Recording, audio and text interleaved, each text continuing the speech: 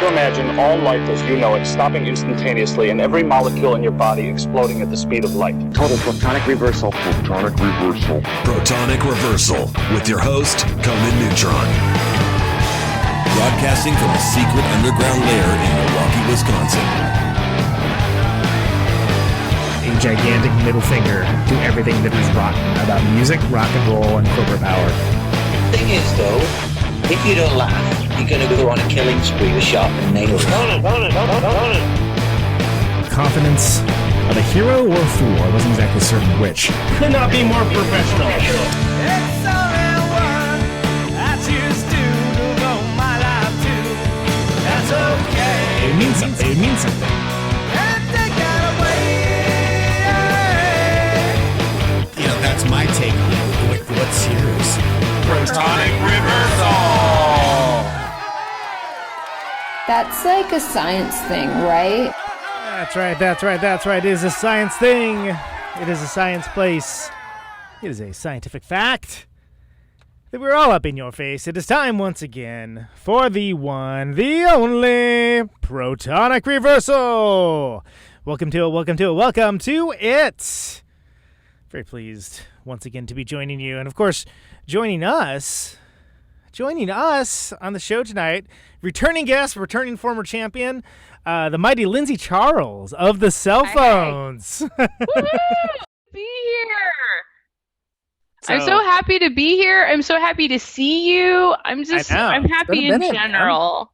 We miss you guys so much. It's been a minute, and you had a whole record come out and not do the Protonic thing, as they say. Sure did in October, I think around Halloween. So this is the deferred Protonic for Battery Lower, but also just because you are loved and you are great. We love to have you.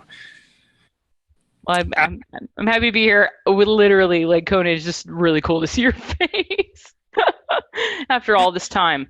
It's great to see yours as well, and I feel like you're in an interesting time as a band and as a human, because there's been major changes in life as well. You're got a lot of plates spinning, and I think you can embody a lot of that by the excellent cover art for your most recent record, which is one of my favorite things, by the way.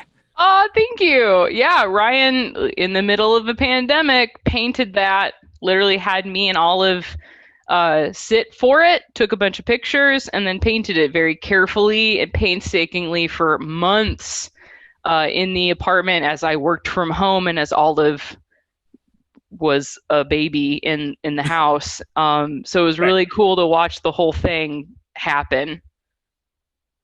Yeah, it's and for those that don't have the visual of it, it's an incredible painting, because it's clearly business time, but it's also business time. And that's one of the things I like the most about it. And of course, being that the band name is the completely unsearchable The Cell Phones. Totally. Hey, if you search The Cell Phones Band Chicago, you'll find us. Even if you do The Cell Phones Band, you'll find us. I promise. We're at least enough that we're in the top 5 results. At least the top 5 results for sure, if not. And of course, just despite being a relatively unsearchable band, you have a mighty body of work and a good amount of awesome stuff to show for it. So this is, and I don't have any of my stuff in front of me, so it might be wrong, but this is the third full length. Third full length. You are correct. When did Cell Phones actually start? It's been about 10 years. It's been like 12. We in November of 2007, Justin sent me a proposition, and I think January of 2008 is when we had our first band practice. So I'd like to say that's when we started. So 2008-ish. And how much of the band was just an organic sort of an organic thing, and how much of it was something that there was preconceived notions? I mean, basically all Justin told me was that I should sing for his band that he and his friend from middle school, Ryan, was putting together. He basically was like, here's our MySpace, listen to our music. And they were a band, just the two of them, called Good Bad, where it was no vocalist, just them. So it's basically that's where the cell phone started, was just the two of them jamming out. And then they realized that maybe it would be more accessible, more listening toable if they had a vocalist. And Justin's girlfriend at the time, Alex, knew that I could sing and knew that it might be up my alley. So she suggested it, and he asked. So yeah, that was basically how it started. So I met Ryan literally first day of band practice. Was just like, wow. what are we doing? What are we getting into? And I think the first song I ever wrote was French Door. And that was that basically. Had you played in bands before? No, I mean, I wanted to. I did a lot of musical theater, so much musical theater. And I wanted to do bands, but just there wasn't anyone around me that was doing music. There was like people who knew how to play guitar that would let me like sing Radiohead songs with them, which I was like, I love you. Yeah, exactly. So it's kind of like I could sing along to things, and that was cool. But yeah, the cell phones was the first time that I ever was like, oh, you want me to write? You want me to write it? Right. Okay, I can do that. So yeah, so I didn't think it was going to turn out to be this freaking 12 plus year endeavor. But man, it is. It's very long lived. Yeah. Yeah, like I didn't think it was going to be this thing that literally like I had to build my whole world around, but I did. So yeah, it's kind of crazy. So in those early days when you first tore in, did you have the sort of like, we're just gonna be doing this? All right, super minimal. Like, did you have an idea of that? Like, okay, that's an opportunity to use more space and to kind of utilize that, or was that something where it didn't quite gel until it gelled? No, I mean, Justin and Ryan have been like this. Like they've been tight and together. They didn't sound like they needed anything, you know? Like they didn't even sound like they needed me, and I don't think they knew how to even include me in their stuff. But I just had to find my place. So they basically like wrote, you know, they were like, here's what we're working on, and I was just like, okay, I think I can sing off of that. And I did. And in the early days, it was very like, okay, y'all aren't giving me any room. You know, like there'd be moments where I'd be like, this isn't, you know, all I'm doing is just trying to follow y'all. And I needed more room to actually like write a good song. And so a lot of then, you know, we changed kind of the way that we wrote songs, and I would kind of start, or Ryan would give me like snippets of riffs that he was thinking about, and I would be like, I'd just rearrange them so that they fit. And that's kind of how I kind of put myself in. And then also like when we would play tours and I would, you know, they would just play so loud and they wouldn't really care, you know, and I was just like, I get it. A lot of music, a lot of sonic territory, right? You know, totally. It's like, yeah. And so then it was like hard for me to carve out my own little spot. And so I had to like get fancy with the mics and be like, you know, I go to Guitar Center, be like, give me something that will cut through this, and then would explain the situation. And I'd also tell the guys, I'm like, there are moments where we have to be quiet. There are moments where we have to build and not build, and, you know, and they kind of, it took them a while to figure that out. But I was like, dude, I'm working with a organic instrument here, y'all. And if you want me to lose it, like, that's fine. But it's not going to, you know, then we're not going to be able to be a band if I can't sing. So they figured it out. And it seems like it'd be very easy. And I don't know what that first band sounded like, but it seems like it'd be very easy to do like almost like a Ruins kind of thing or something where it is just, you know, full bore, go, like craziest, let's go 100% of the time, you know, and that's certainly, don't get me wrong, there are bands that do that, but if you're going to have like songs that connect with people that are not fellow dudes probably hanging out in the audience, then they introduce some dynamics. Absolutely. And that was the thing. It was like, I mean, if you want me to scream the whole time, like, get a dude, get somebody who's just going to be like, blah, blah, blah. Like, fine, do it. Like, I don't care. But I was like, that's not what I'm bringing to you. I'm bringing you something a little more honest, a little something where I actually want people to hear the lyrics. Like I actually want to express an emotion that can get loud and can get emotional, but like isn't just full bore screaming, you know? Like I wanted to, and also like I come from a musical theater background and a vocalist background where, you know, you don't do that, you know, like. Yeah, of course. And that's something where it gives the band a hook. It gives a band a hook that's a little bit different than the fact that a lot of bands that operate in that kind of noisy, proggy, crazy go nuts territory are not gonna have those hooks. They're not going to have like the vocal. I mean, one of the descriptors I've long used as a sort of baseline introducer for the cell phones is like Tina Turner for any no means no. Yeah. That's awesome. Two things that, like, if you understand those cultural touchstones, you're like, oh, killer. Okay. And, like, does it tell the whole story? No, it does not. But it gets you in the neighborhood of what it is, and the fact that there's incongruent elements, seemingly incongruent elements that come together for these really killer songs. And that requires dynamic range. That requires space for the vocalist to be able to vocalize. Yeah, and then when the screaming happens, it's important. You know what I mean? Like, you know, when you actually start doing the screaming, like then it means something because you weren't doing it the whole time. So that's kind of what I wanted. And that's what the guys, you know, from the very beginning were like, yes, like keep the pop vocals. Like we want that. And I was like, okay, great. But also you need to let me be able to do that. Yeah, exactly. Also, y'all might need to tone down a hot minute there for the Totally. Yeah. And I mean, and they were very like open to it, but it did take them a lot of time to just kind of be, instead of just like, whatever, just like sing to it. Like nobody cares. Like to be like, oh, we should actually like value Lindsey's opinion. And I'm also like, I don't know. I'm the bossy one and the loudest one. So the intervention between you guys is hilarious, by the way. Like It's awful. I mean, sometimes I can get like, sometimes the dudes at the end of a show will be like, "You're mean," and I'm like, "No, like." I'm just saying. I'm just literally. I was like, nothing is planned. I'm just spouting shit out. I'm sorry, you know. And then I'm like, dude, I didn't mean any of that, but I did, you know. Or like, I don't know.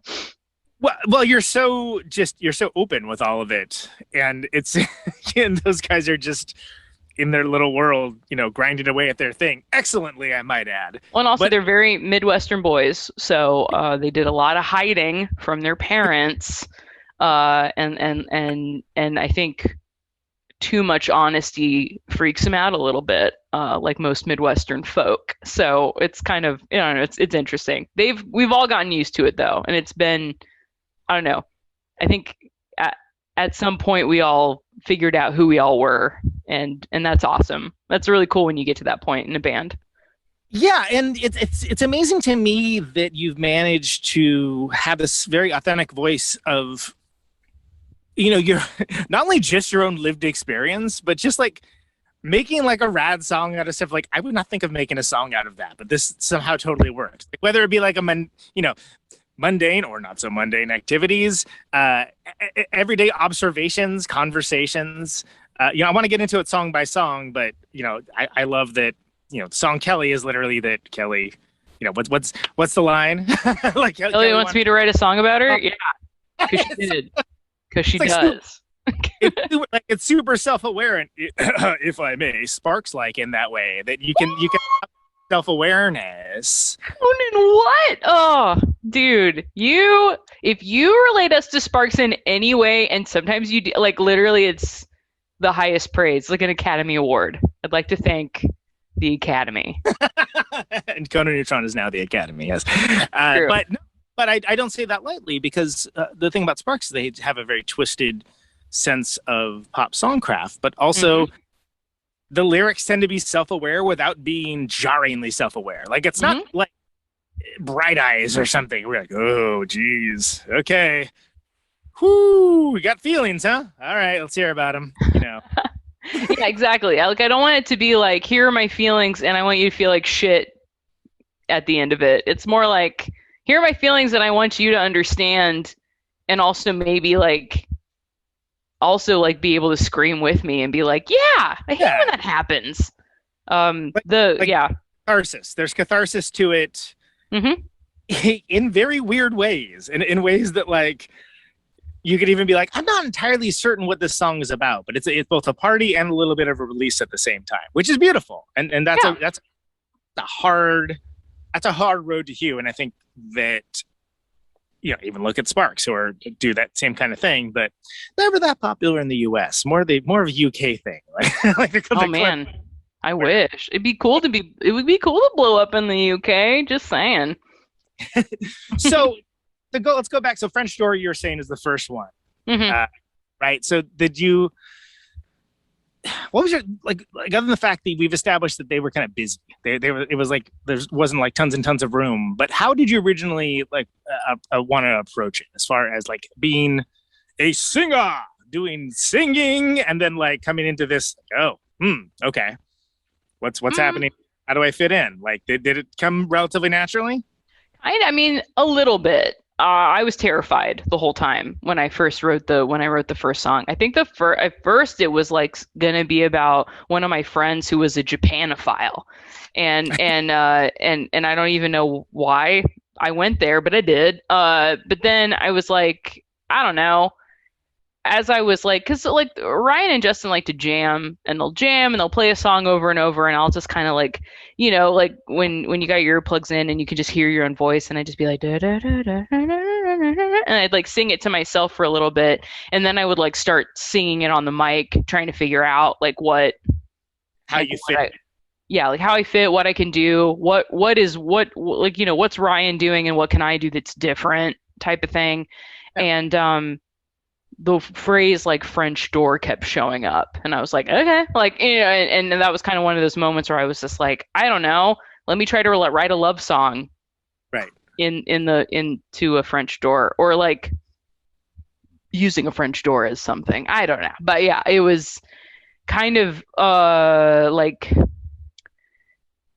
I wanted the guys to like me, so it was purely like white knuckle like panic of like, well, this sounds good, I don't know, and literally that song, like we still play it every now and again, and it's great, like so that's kind of when I think about, sometimes when I get stuck, I just think about that, and I'm like, that came out of nowhere. I don't even know what that was. Right.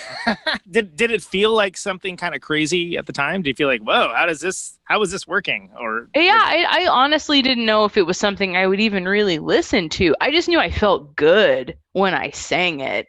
Yeah. And I gave myself parts that felt good to sing, and that's kind of how I framed it from then on. It was just like, what do you want to sing? What will make you feel good? And so that started to really like affect my songwriting as well. Cause it's like, if I was hung up on something, or if I really wanted to talk about something, getting it out made me feel good. And so like having a contained song made me feel like, great, I can sing this song, I can feel those feelings, and I can throw it away. And that's great. That is great. And were you ever writing things down like with the idea of them being lyrics before that? Like, is that something that you had previously had experience doing, or was that? No, I feel like the emotion always came first, in the sense, like even now, it's like Ryan asked me what kind of album do I want next, and I was just like, I want one about the fact that we upended our entire lives and moved to another city and had a child. And I barely touched, yeah. Exactly, and we'll probably touch it later, but like he asked me that, and I'm just like, it comes completely from how I feel right now, and I'm like, I want to write that album so that I can have it and throw it away, and just like be like, I dealt with those feelings, I wrote a song, I'm good, and now I can just like live my damn life. And I've been trying really hard to like write right now, and it's just been so difficult to get back to that. And we'll probably talk about that later too, but yeah, so yeah, it's always emotion first. Well, everything's smaller when it's out, right? I mean, it's like when something's out into the world, it hits, and when it's expressed, even if it's not, 100% what you thought the expression was going to be, feels differently than when it's bottled up. Exactly. And that's like, the second you've given it Yeah, the second I've given my feelings a box to put them in, i.e. a song, I can put them in there, and then I can go, that's how I felt, and I can feel differently now. Like, I can move on. So I feel like anytime something big happens, I'm just like, let's just write a song about it. And it can be like a little ditty, it can be something no one ever hears, but I write that song. Like, there's so many, like, I also told Ryan, I was like, I want to do a side project of just tiny songs that I sing all the time, so that I can have them and just be like, hey, people with kids, do you want to write a weird song about diaper cream? There you go. Have it. Enjoy it. Do you ever do the inadvertent song parody? That's, that's maybe like a commercial jingle or something. This happens frequently when I'm feeding the cats and stuff along those lines, where I'm like, oh, wow, and then I'll be like, oh, that's a really good line. There's no way I could ever use that in anything ever, but that's a really good line. And it just came because I was just sort of free associating while like, exactly. No, that's or something. That's me every single day. I feel like I even at work, like I entertain my coworkers when I would just be like, like, Friday sucks. Why does it feel like a Tuesday? Like, and they would just be like, ha ha ha. That's great. And I'm like, no, I just literally am singing my thoughts. That's all I'm doing. That's all I'm doing.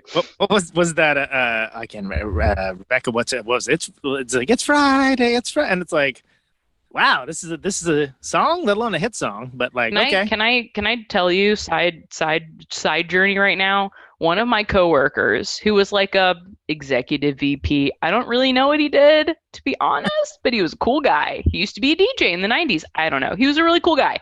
But he, like, literally weeks before Rebecca Black's Friday came out, he was emailing me about a song, because he used to come up to me on Fridays and go, hey, welcome to Friday. And I'm like, we're here. I would just be like, welcome to Friday. And he's like, my God, Lindsay, we have to write a song about Friday. Do you have any idea? Like, we should do this. And he literally like wrote me lyrics in an email. And literally a week later, I was like, uh-oh. And I sent him the video, and he was so sad. He was so sad because he was like, Lindsay, this is bad. Like, sorry, dude. We missed it. We missed our chance. Missed the window on that one. You could have your version of like it was like Lazy Sunday or whatever, where Yeah. Oh my gosh. But yeah, no, that's like my favorite Friday story, because it literally was just the next day. Well, and it's there's a lot of songs about Fridays, and there's a lot of references to Fridays as well. But think of like like if you were to do like a different calendar day for each album or something, like 7 songs and each one is for that, that would be interesting. That's people love shtick. It would be cool to just do a date. Just be like June 31st or whatever. Is there a June 31st? There is. 21, we're gonna have a protonic reversal. Yeah. I think it'd be really funny if it was just, like on April 2nd, everyone will die. Like, and then it's just like every time April 2nd happens, you could just be like, hey, I wrote a song about today. But do it as like a jingle tag, so like shows up in a commercial, but it's the last 2 seconds, where they try to get in your head. Yeah, just I love when songs get on commercials, but that the rest of the song is terrible. It's like the lyrics are terrible.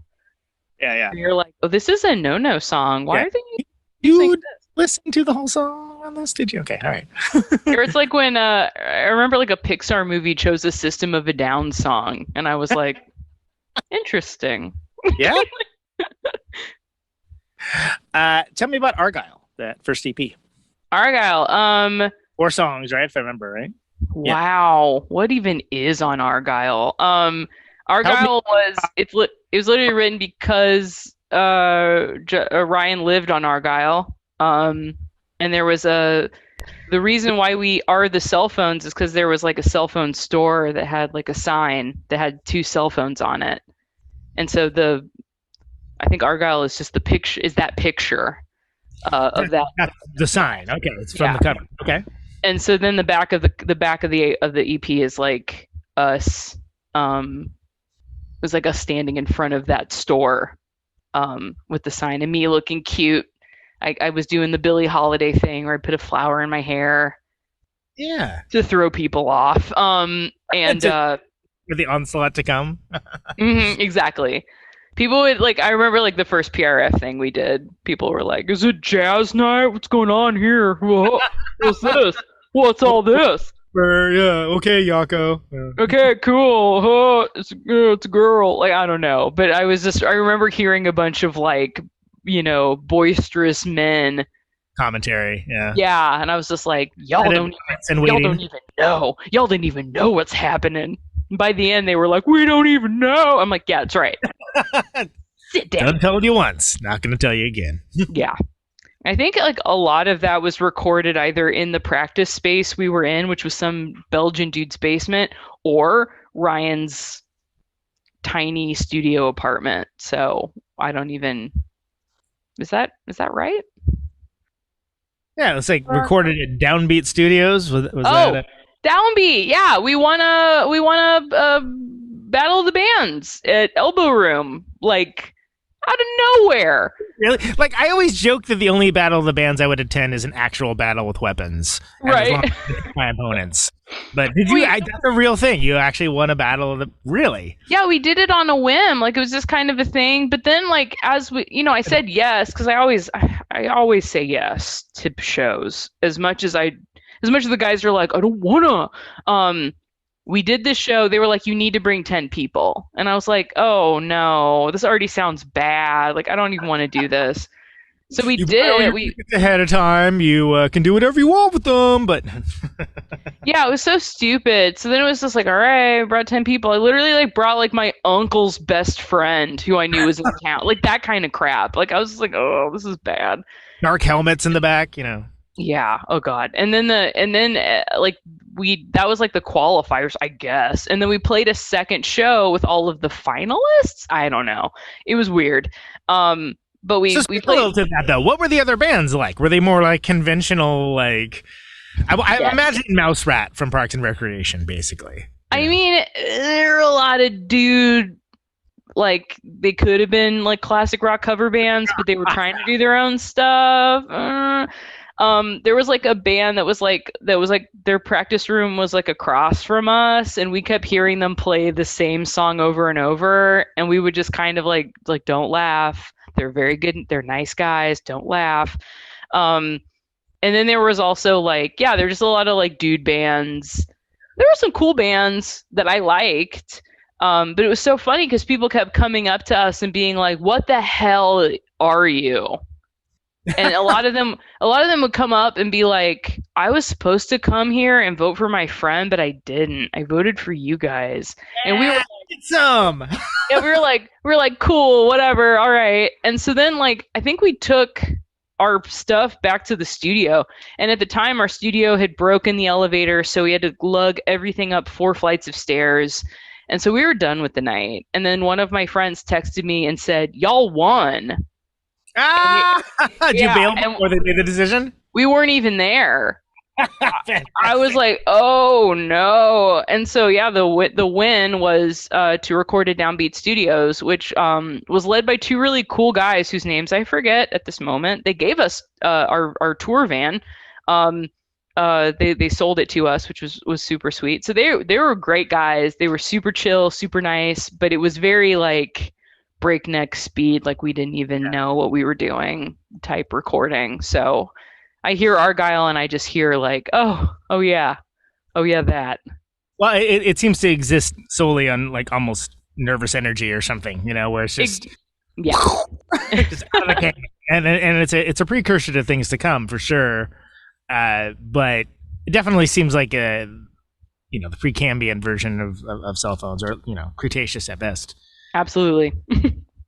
But then after that is one of the most amazing things that I've ever seen any band do, which you have the Halloween soundtrack, the Haunted House soundtrack, which is incredible. And I actually have saved asking about this until having you on the show, because I am so interested in how on earth this came to pass. Ryan loves Halloween. He loves Halloween so much that he said a haunted house soundtrack would be cool. And so we all literally got together and just started like saying a bunch of weird, scary things into the mic. We asked a lot of people like, what scares you? And we got a lot of responses, and we just wrote them on a list and just went down the list and went for it. This is funny. This is the Halloween album contains the only thing that if I were to run for office, I would immediately address. And I want to get this out of the way. Yeah, it would be like for the people needs to acknowledge a very important discussion topic. Exactly. At the end, towards the end, you hear me saying some German. It was because people told me that Nazis were scary, and so I said a bunch of very Nazi things. And I think to myself, that wasn't the best idea. And I told Ryan, I was like, can we cut that? And Ryan's like, I don't even know where the original recording is. I don't even know how to do that. And I'm just like, okay.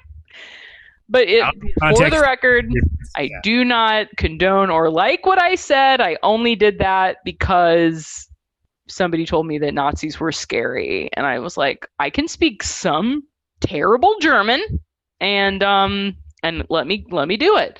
But I in no way agree or condone any of the things that I spouted in German at the end of this album. At the end of the album.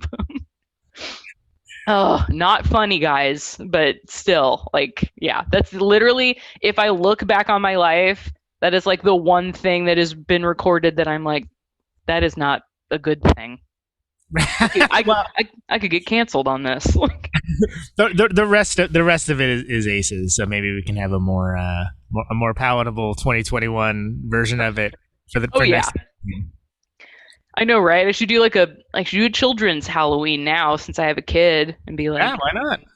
Here, enjoy a more palatable Halloween. You know what's really scary? Not getting any sleep because of you dick. Right? Go to bed! Yeah, it's just angry parent. One of the tracks is just angry parent. No, you can't touch that. That's not for babies. That's mama's drink. Leave it alone. You got there's lots of scary stuff in there. That Born in the USA riff, you know? That's a... Yes, Born in a Spooky Grave. I made Ryan sing that. I was like, I'm not going to do it. You do it. He's like, okay. It's terrible. It's so bad. Oh, there are so many things. Like, literally, Ryan was just like, go with your gut. Do whatever you want to do. Go with your gut. Here, I made, and he basically just did all of the tracks. Like, he did all the tracks by himself. He had Justin come drum them, and then told me, like, do vocals over them about scary stuff. And I was like, okay, but... Well, it turned out lovely, and since as far as I know, it's the only one of its kind that isn't, assembled by committee, where it sounds like there's a board secretary that's like, all right, you got 5 minutes. Thank you. No, I'm a scary vampire. Okay, I'm leaving now. Contractual obligation scares, I guess we will call them. Yeah. And also Alex Young is on there. She is the small tiny child voice. But it was really fun. Like, I love Alex. We went to college together. And she perpetually sounds like a child, and it'd be funny to walk into bars with her. Yeah. Because they'd be like, ha, show me your ID. And she's like, there you go. There it is. I'm 23, leave me alone. It's just kind of funny to... She's the best. She's so great, and I'm so happy that we have that little time capsule of her doing fun stuff with us, because yeah, she's great. Oh, and we did a music video too that was literally a friend from Indy, one of Ryan and Justin's high school friends, just came over with a bunch of Halloween stuff. We invited a bunch of people over, and we did a Halloween music video, and it was awesome. Sure, yeah. It was so much fun. There's keyboards on there too, which is somewhat rare for stuff. Yes. Jeff Giza, who passed away quite a while ago, he did the keyboards on that. Ryan didn't even remember that he did the keyboards on that. I had to tell him that just recently. I was like, here's a picture of him doing that. But yeah, it was really cool to have him come and do a couple keys. He basically just listened to what we had and just added to it.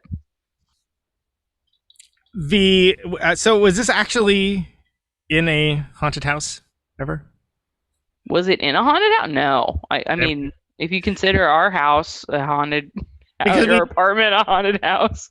Well, I was gonna say Halloween Day last year we did do I think 8 hours of it on constant rotation, which I think awesome. That's awesome. Why else have a streaming station if you can't pull absurd pranks like that? I'm so happy. Thank you. And credit Stu, that was Brian Musicoff's brainchild. Yes, he did. Yep, sounds great. Do it. Yeah, Brian played like every recording we ever did, like in rapid succession, and one of them was the Halloween album, and I was just like, I would think it was the first time I'd heard it in years. So it was really cool to like go back to that. But then again, I was like, there's that Nazi part. God damn it. Well, and I think for those listening live too, that's going to follow this Protonic Reversal. So stay tuned. Uh-oh. If you want to hear, if you want to cancel Lindsey Charles, stay tuned. Please don't cancel me. So then tell me about, so after that, it was like, what, about a year or so? And then there was the hospital spaceship? There was the hospital spaceship? Yep. Named after the hospital spaceship that we lived near, that we'd go on the roof of my apartment building and go, that's a spaceship. Yep. They don't want you to know it, but it is. And we'd get drunk or high enough to realize that it knew that we knew. There's in Oakland, on the side of Lake Merritt that's by Children's Playland, there's a church that I always called the Big Jesus Space Egg, because that's exactly kind of what it looks like. Or if you're from another angle, it looks like a big old space vagina. But from our angle, it would look more like a space egg. And it's one of those things that it's somebody's vision for sure. But, especially it's almost more delicious that it's a church, because then they didn't have anybody be like, hey, did you know that kind of looks just a little bit like... I loved it, though. I thought that's amazing. Yeah, I would love that. Like so it looks like it's got thrusters, the hospital spaceship. You can see. I've seen less conventional spacecraft. Totally. No, we just assumed that it took like whatever like bodies that didn't make it. They just used it for fuel, and that was our story. Rocket it, send it straight into the heart of the sun. That kind of situation. Where does it say that was recorded? I would like to know. Let's see. I will go to that page. It does not say it. It says our aim here: 1, record ourselves. 2, keep it short. C, win a Grammy. See, 1, 2, C. That's clever. Is that what it says? It absolutely does. Oh my god. That's all, Ryan. I don't know what he means. I feel like that was, I do not remember who recorded that, but I know it was a friend, and I know I enjoyed myself. But yeah, that's crazy. It's just too far back. It's too far back for me to remember. I'm sure Ryan would remember, but I told Ryan that he needs to stay downstairs and play Dead by Daylight until I'm finished. Any memories from any of those songs? Any from, we got Spoiler, Tuesday, Lyrical, Sons, Husband, the Phil Spector dedication, Husband. Yep. Yeah, I literally wrote that by myself, and I sang it for Ryan, and he was like, no, I think we could do something here. Yeah. And I'm like, oh, okay. I mean, it's like a He Hit Me. It felt like a Kiss, like, tribute, kind of.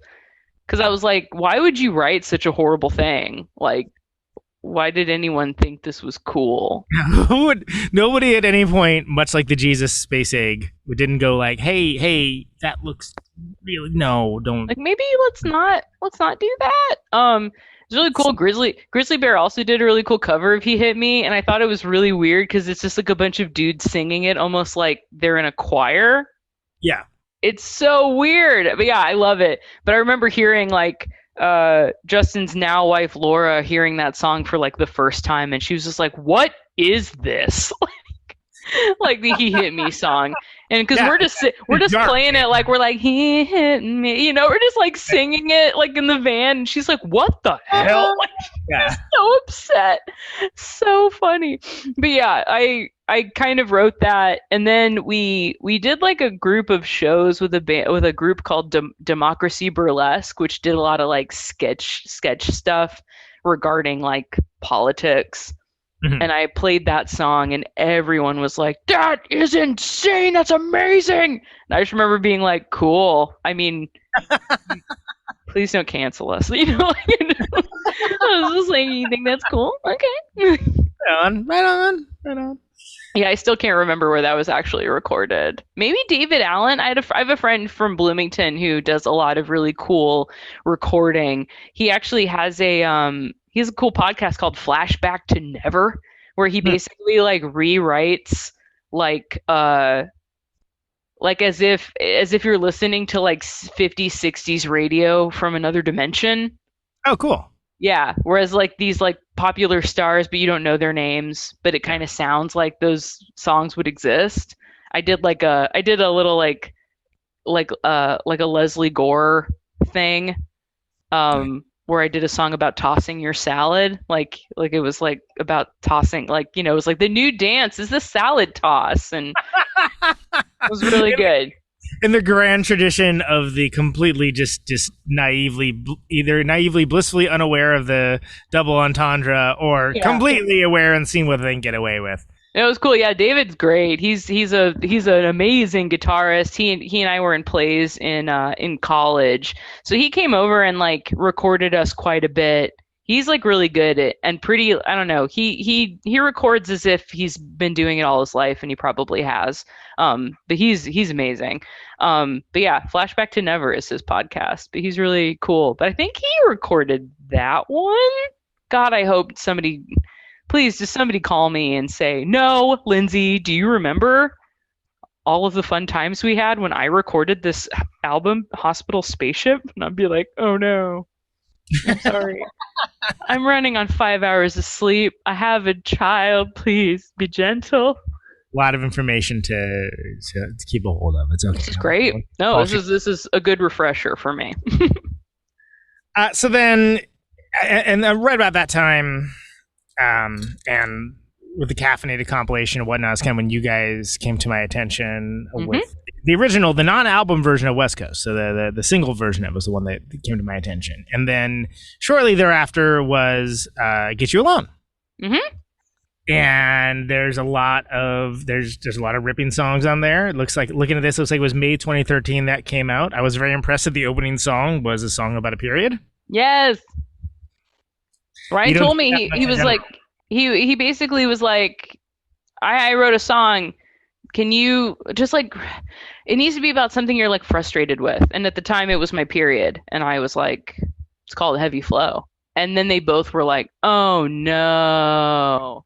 And I was like, "Guys, trust me." And it's been like literally so many people. That's like how people open the cell phones up to women sometimes. They'll be like, "Oh, do you need a song about your period? Here, I know this band, the Cell Phones. They have a song called Heavy Flow, and maybe you'll relate to it." And then women will like go back to them and be like, "This is amazing." So like, it does its job. Like literally, like what I wrote it for does its job. Well, absolutely. And it's something where if the Descendants can have like 20 million songs about farts, you know, why not why not have it like a badass song about a period? Sure. Exactly. I mean... Exactly. FYI, I have a cute picture of Ryan when he was playing bass in high school with a shirt that just says, "I can't stop farting." Fantastic. Because he was that guy. So yeah, no, it's totally like, yeah, a double standard. I feel like a lot of times Justin would he likes a certain different kind of music, and sometimes we connect, and sometimes he's just like, no, I like when the lyrics are just like as vague as they can be. And I'm like, you mean like Pavement? Like versus like gobbledygook? Like, it sounds great, but it's just like Periwinkle sled. I don't know what I'm saying. Like, I'm just like, cool. I don't know what this is supposed to be, but it's cool. But it's not me. Where you're like just getting the sound, and you're like, that's fine. I can say that. That's good. And I've heard so many people say like, oh, lyrics are like the least important thing, and I'm just like, not for me. So it's just like, not in this man's army. Yeah, I was like, if you want a band that like doesn't think about that kind of stuff, like feel free, but you got me. You got me. And then later on, as I started writing more stuff, Justin's been very like cool about stuff. But I think there was like a point where he was just like, we're not cool enough because you're being too honest or something. And I get it, but which is, again, I would consider that a strength because first of all, I find it a little obnoxious that most of the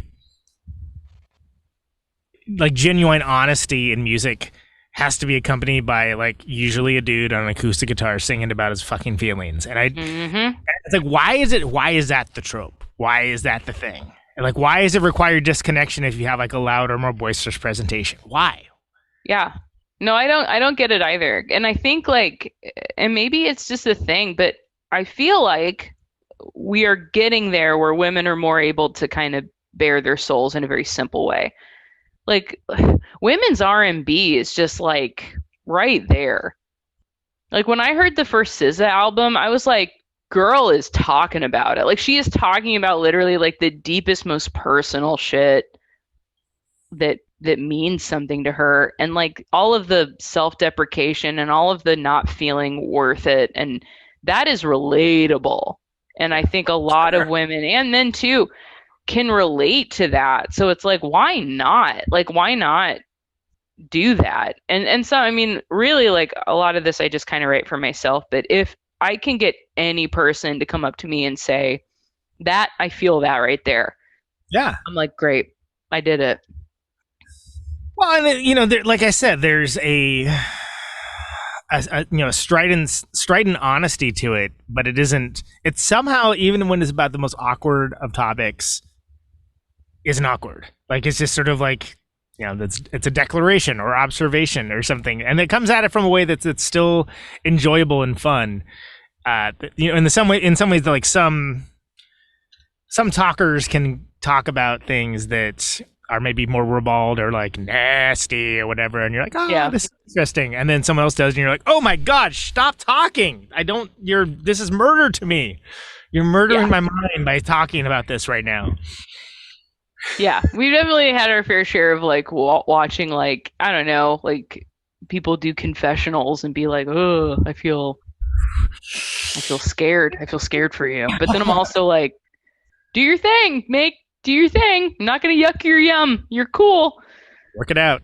Yeah, work it out. But yeah, like I don't know. I feel like I don't know. Get You Alone was really interesting. Like I wrote a song with me. That was a song, and I literally didn't tell Ryan that I wrote it. I just told him, I was like, I wrote a song, and it's basically like addressing your ex-girlfriend, the one that like left you before me. And it was like one of those things where it was like Ryan and I met literally like the first day of band practice, and then at some point months later he was like, I moved over to Argyle, so I'm no longer with the person I was with, and I'll talk about it later if you want to. And he did, like, later, and it was just very like, okay, like, thank you for sharing, whatever. But then as like things progressed, I was like, oh man, I like this guy, this sucks. And he just was like, I am not seeking any kind of relationship because I've had my heart broken and I do not want to mess with that. And at the time we wrote Get You Alone, we were pretty much together, and he hadn't heard the lyrics at all.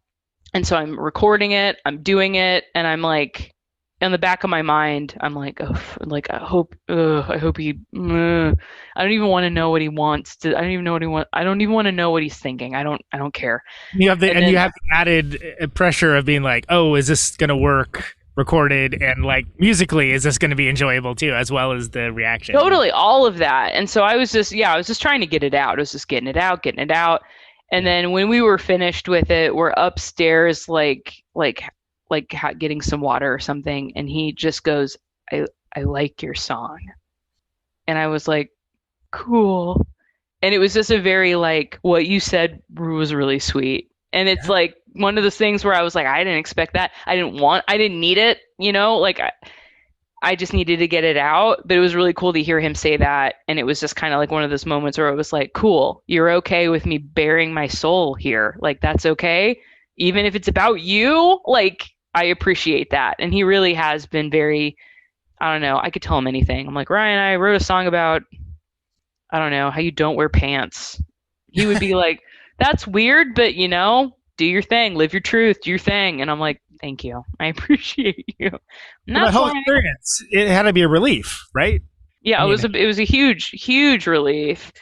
But also, like, it was, I don't know, it was also like in the back of my mind, I was like, I knew it. I knew that I did this right. Like, like. So did that kind of give you the idea that, okay, so since that worked, like that's that's open on the table, right? That's something that I can explore kind of further in other ways, and absolutely, it won't be received negatively by being too open or being too honest or direct. Or even I think the song "Lyrical" is also about Ryan not wanting me to write songs about him at some point. He was just like, Lindsey, like I don't like attention, and I'm like, I get it, I understand, but also like you're here, you're the thing I want to sing about. I'm sorry. Like, I don't know what to tell you. Muse. Yeah, no, it was so funny. We just had a conversation about muses, and I was like, I do not like it when people are called, like when humans are called muses. Like, to me, like a muse is like a thing that you can't see. It just happens. But I tell Ryan, I'm like, you're the closest thing to a muse. He's my Instagram muse. I call him my Insta muse all the time. Muse adjacent, if not a muse. Sure. Yeah. Like, yeah, it's like one of those things where it's like when you're in a good relationship where you love a person and you want to sing about them, I don't know, you should probably just do it. Yeah. Why is that acceptable if you're writing like a heartfelt acoustic minor key songs, but like not okay for boisterous rock music? Exactly. It's like, write about whatever. And it's so funny because then I would just throw it back and be like, didn't you just tell me that like nobody listens to the lyrics? Yeah. What about that? And I don't know. They've always been at the end of the day accepting and like welcoming to any weird overshare idea I've ever had. So I gotta hand it to the two of them. They are super cool. So that's also the one that French Door eventually landed on. After being that is the one that, okay, cool. We thought it was worthy at that point. Was that, did you go back and forth with it? Like, did it just seem like too... I think we thought it was just like, oh, it's our first song. Like, we can't consider this anything. It's our first song. Like, no, like it's probably bad. But then it was like, people would be like, play French Door. Yeah. And I'd be like, oh, okay. So then I think we were like, no, let's give it a chance. So yeah, it worked out fine, finally. And I think we all just needed to agree that it deserved its time. Its day in the sun, so to speak. Mm-hmm. Bro is another song I like on that one a lot. Yay, Bro! I keep telling my brother Conan that I want to write a Bro too, because it used to be like, be good to your mother, because I would tell him that all the time, because, I don't know, he just tends to be kind of grumpy towards my mom. And then I was like, oh man, I should do a Bro too, where I'm like, be good to yourself, man. Ooh. He just like, I don't know, he is like one of the most talented guitarists, drummers, singers, bassists. He can play everything. He's the most talented kid I've ever met. I love him. And he's told me that a lot of the reason why he's into music is because of me, and it just was like I could die happy right now. And he's just so amazing, and I wish every good thing for him, but I think sometimes he just can't even give it to himself, and I just want him to have it. So yeah, Bro was out of complete and utter love. Like, he is great. I have two other brothers as well through my father. But Keenan, just, I don't know. I saw him most because I lived with my mom, and I just feel like he needed to know how I felt. And also, like, I needed to be playful about it because I didn't want to get all serious with him. Right.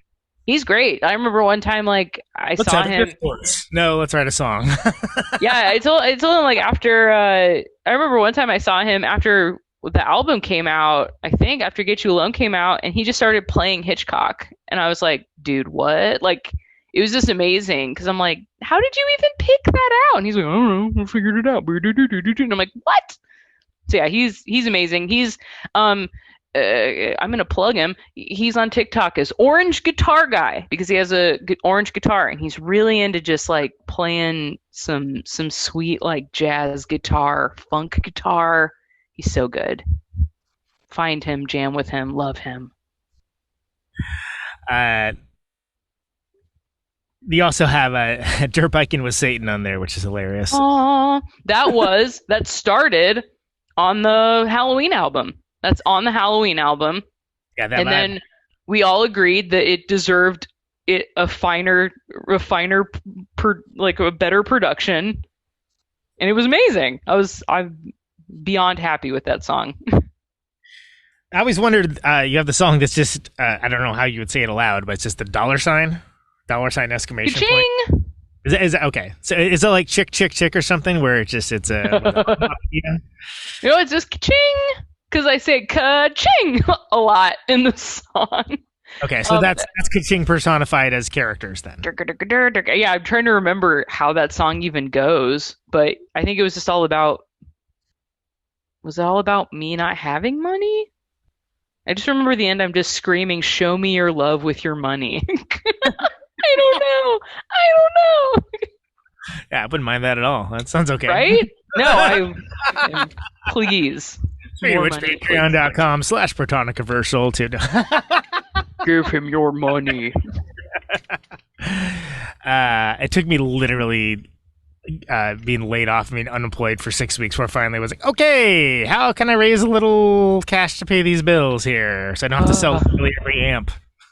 Oh man, no, I dream of having enough content to even create a Patreon, but I don't even know. Like, if I didn't have time now, if I didn't have time then, I don't have time now. I have such weird arbitrary rules that nobody cares about those things, and the only way I was able to justify it, which I think is a pretty good one, is you get early access. You get the same stuff, but you get it sooner. Can't wait? Great. Cost you $1. Go. That's pretty cool. I think that's cool. I don't like the idea of it being like a walled garden that to get something you have to like pay something necessarily. I'm fine with other people do it, but it's not for me. Like, it's just not how I want it. I always felt that this show is very proletarian, Lindsey Charles, you understand. Yeah, it doesn't vibe for me. And you know what? Again, no harm, no foul for anyone that wants to have ads and sponsors. I never have and never will. No harm to anyone that wants to, do any of those kinds of other things that raise money. The only thing I've been able to justify for myself for this show, for this enterprise, is one episode sooner. Cool. It'll cost you $1. Okay, now shut up, and then it'll be up when it's up. Yeah, exactly. No, that's great. I don't know if we're gonna do it again, but I had over a year of podcast with an awesome dude named Brian Kirst, where we just talked about like representation in horror films. It was called Daggercast. Yeah. I was gonna ask you about that. I forgot. Yeah, it's really cool. Like, I'm over the moon about it. I think it was one of the most fun podcasts to do. Maybe when we. Yeah. Huh? Yeah. Go ahead. Sorry. No, you're fine. It was super fun. Brian Kirst is a freaking encyclopedia of horror knowledge. He also has a blog called Big Gay Horror Fan. He's amazing. But yeah, it was just so cool to like talk to him about just like, I don't know. And we had different guests, people who liked horror films. And that was a lot of fun, but yeah, I never even thought, I was like, all I can do is just show up at this place and do a podcast. Yeah. and I had a friend who was affiliated with Dark Matter, and she would just let me have like a gallon of like a just to go box of coffee. So we weren't officially like sponsored by them, but I would plug them all the time and be like, we're drinking Dark Matter, delicious. And they were just giving me free coffee. That was it. I want to be absolutely clear that I'm not casting aspersions or even like saying like, no, there's only one correct way to do this. I'm just saying that for this show, it's the only thing that makes sense. I would 100% do another show that does all of those things in a moment's notice. I just wouldn't produce it, and it wouldn't be this show. Yeah, that'd be cool. I mean, and also like if the product was nice, like if it was a specific guitar-related company that was like, I want to give you money, hand over fist. Yeah. Okay. Just say our name once or twice. I don't care. That'd be cool. Right. Yeah. Hey, good on you. It's just not. It's not for this enterprise. But this is way too much of a deviation, because I would be disingenuous not to address one of my favorite songs from you guys, which is on that one, which is West Coast, the album West version. Coast. I was listening to a lot of Best Coast and Waves. And I was like, it was the middle of winter in Chicago, and I just remember being like, this was full on rage and was upset that these sunny people were making sunny music. And I was like, you wouldn't last a day in this, and that's awesome. I'm so glad that a lot of people say we get a lot of recommendations for West Coast. Someone at like a house show came up to me, and he was like, he had just showed up. And we were like, all right, we're done. See you later. And he was like, no, don't. Can you play West Coast? I came here just to request it. And usually I'm like, request, fuck a request. Like, I'm just like, like, don't you even come at me with a request. But he was just like, I was having a really bad time, and West Coast really got me out of it. And like, if you play it, that would be so cool. And I was like, we're playing West Coast. It's like, all you got to do is pull on my heartstrings, and I'll do whatever you want, basically. Well, and that's a wild song anyway, but just the whole kind of, I don't know if you call it sound of middle eight for sure, but like that whole middle section where it kind of, it drops and just kind of, just is keeping the time on it. And then there's that kind of ratcheted, near funky back and forth with the drums and bass while you kind of build it up. Vocally, well, it just strips it down to the foundation. Was that something that did that come later? Was that something where like that was always kind of fully formed, sprung from the head of Zeus, or how did that song come to pass? Because it's a very interesting song structure. Yeah, I don't know. I think it was Ryan. I think it was Ryan and Justin just kind of hammering it out. I think Ryan was just kind of doing a lot of like that like a lot, and we thought maybe it'd be cool if, they like, I love when Justin and Ryan like find a good time to do a call and response.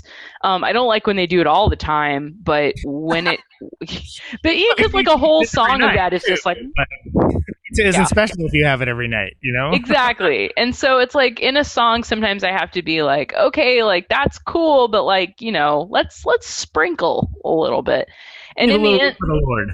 Yeah. And I don't know. It's always cool to have a little break. Sometimes I think the breaks are built in so that Justin can catch his breath, which I think is funny. But also, I tell them, I'm like, again, we need quiet, we need build, we need something to start low and to get up there, and that just really, with the like he was able to kind of find a way to like, and it's so mathy. Like Ryan's very like, well, if I'm going to do this, then I have to do that. Like if the numbers are off, he gets very like, I don't understand how to play this.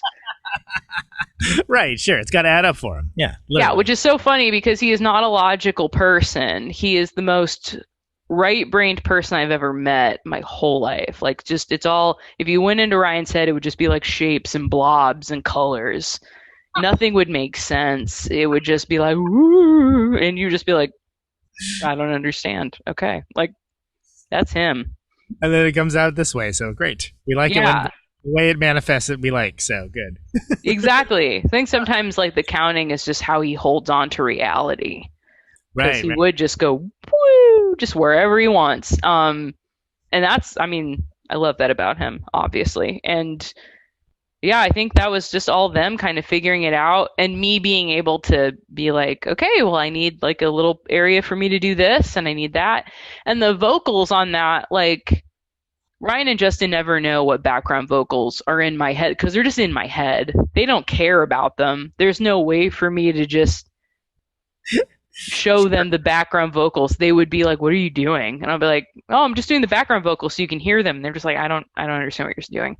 So they would be like, "Oh, what are you thinking about for background vocals?"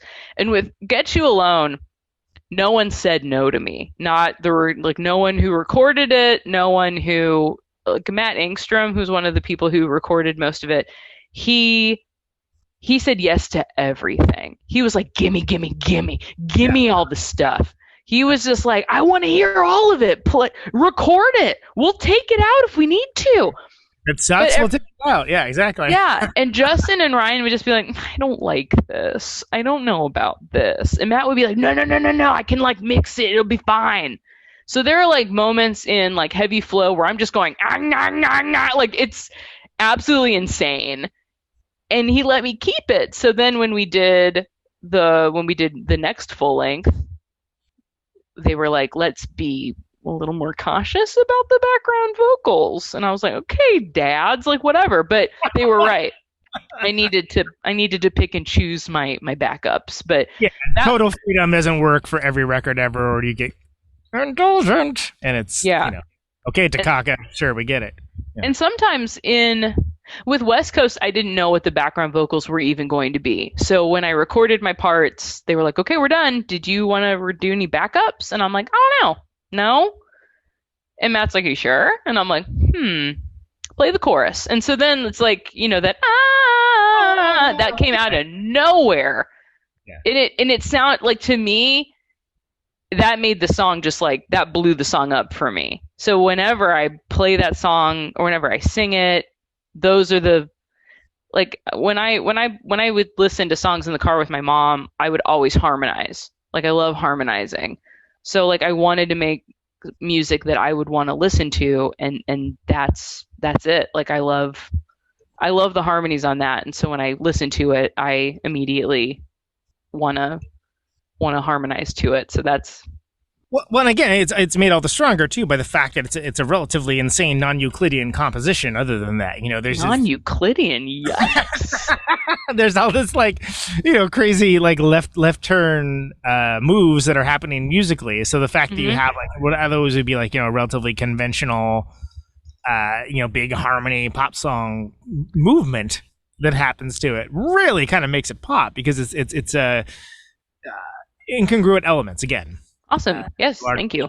I think that's why Justin and Ryan have me. That's why they chose me, because they were like, we want someone to come in here, pop it up, make it consistent, make it listenable, make it something catchy that somebody wants to actually like listen to. Yeah. So interesting if more bands that were instrumental badasses tried to do that, what happened? Yeah, no, I agree. I was just listening to a band. What was the band I was listening to? I heard a song from them that was just instrumental, and I was like, oh, but if they added vocals, it would be so cool. And what was it? Metronomy? Have you ever heard of them? I don't know. Metronomy. I heard it was like their last release was like in 2011, so they're an older band. But they did like a instrumental album, and I was like, this is cool, but like if they put vocals on it, and then their latest, like the last album that they released had a bunch of vocals on it, and I had heard every one of those songs like at coffee shops or in places. Oh, really? How funny. So like this I never I respect the Spotify Discover Weekly. It really does open me up to a lot of bands I haven't, or I missed, or I didn't listen to. And that's one of them. And they kept playing those songs, and I didn't realize that it was the same one. But they have vocals on every one of their, or on most of their songs on the latest album, and it just opened it up for me. Then I was like, I'm in. I know how to relate to you now. Sometimes instrumental for me, I'll just listen to it. It can be hard, or can sound almost samey without being samey. Like it can objectively not sound the same as the song next to it, but there's certain things that happen that maybe you just make it come together like wallpaper or something. Yeah, like the only like instrumental stuff I listen to is like William Basinski, like ambient stuff, because it makes me like feel good and calm. Like if when you have ambient music and someone's going woo woo woo woo, and it's gonna take you, away from the meditation or whatever. Wouldn't that be funny if it was just out of nowhere a William Basinski song, woo woo woo woo? I'd be like, oh whoa, William, what are you doing, buddy? Okay. All right, taking some different places. Okay. I gave birth to Olive playing William Basinski's Cascade over, and it's a 40-minute song, over and over and over. And it was the best song that you could possibly give birth to. But my mom was like, if I had to hear that song one more time, I would have killed someone. Would have killed and murdered a person. And I'm like, oh. Going and buying the box set, huh? Right, yeah. I guess you're not going to his live shows? But yeah, it was just really funny because she was just like, like, this was a beautiful birth, but if I had to listen to that one more time, I'm gonna die. So funny. Did the Lesley Gore set happen around this time, if I remember correctly? The Halloween, I think was it Halloween that you guys did that? Yeah, it was a Halloween. It was like a show it was like a PRF Halloween show in Cermak, in that neighborhood. It was like in an old like cool German hall. It was like a German beer hall almost, but with something else. But it was really cool. It was like one of the coolest places I had ever been. Yeah, we did all of the Gore set. Somebody recorded the whole thing, and then Lesley Gore found it and listened to it, and I met her, and we all met her on Skype. That's pretty rad. It was insane. Like literally, she was like, "Oh, I've never met anybody on Skype," and I just put my hand out and was like, "Yeah." Like it was. That's awesome. And when the Skype ended, we all just sat there, like we were all smushed in the screen together. And I think Justin was the first one to say anything, and he was like, I actually like Googled her so I made sure it was the right person. Like, like we were even that like wary that this wasn't going to be real. It wasn't some like, now I'm going to need your banking information. And exactly. And there was her musical director at the time was named Deborah Barsha. I'm still friends with her on Facebook and Instagram, so I get to see her antics. She's a conductor for Broadway musicals. So she was a conductor for Jersey Boys at the time. She also was doing stuff with Karen O. Like she was doing the choir stuff for her that one album, for the song Sacrilege that they did on late night television. She was there. She was like, I'm right here. So I'm a real person. I was on Jimmy Fallon or whatever she was on. Right. Yeah, exactly. I was like, well, thank you for telling me that. So it was crazy to like meet them and like, cause they wanted to like make a musical about Lesley Gore, and they wanted like a punk band who was doing Lesley Gore punk covers. And she was like, and I found you, and how perfect is this? And I'm like, oh! Like it was just the greatest like few months of my life, because they were going to do it and then they weren't. And Lesley Gore like sent us an email back that was like, maybe someday we'll do something again. See you later. Like I was just like, it was a really cool bit of time, but it was just really cool to meet Lesley Gore and be like, wow, all I had to do was it was funny because Ryan and Justin do not want to do Halloween cover bands. They don't want to do cover bands in general. So I had to really sell them. I was like, either you let me live out a Lana Del Rey fantasy, or we do Lesley Gore. Because Ryan had been playing a lot of Lesley Gore that summer, or I think it was that summer. So then Halloween rolled around, and the first day both were just like, no, I don't want to learn a bunch of covers. And I was like, hey, but we could call ourselves Gore and look like that one chick in Prince of Darkness covered in gore.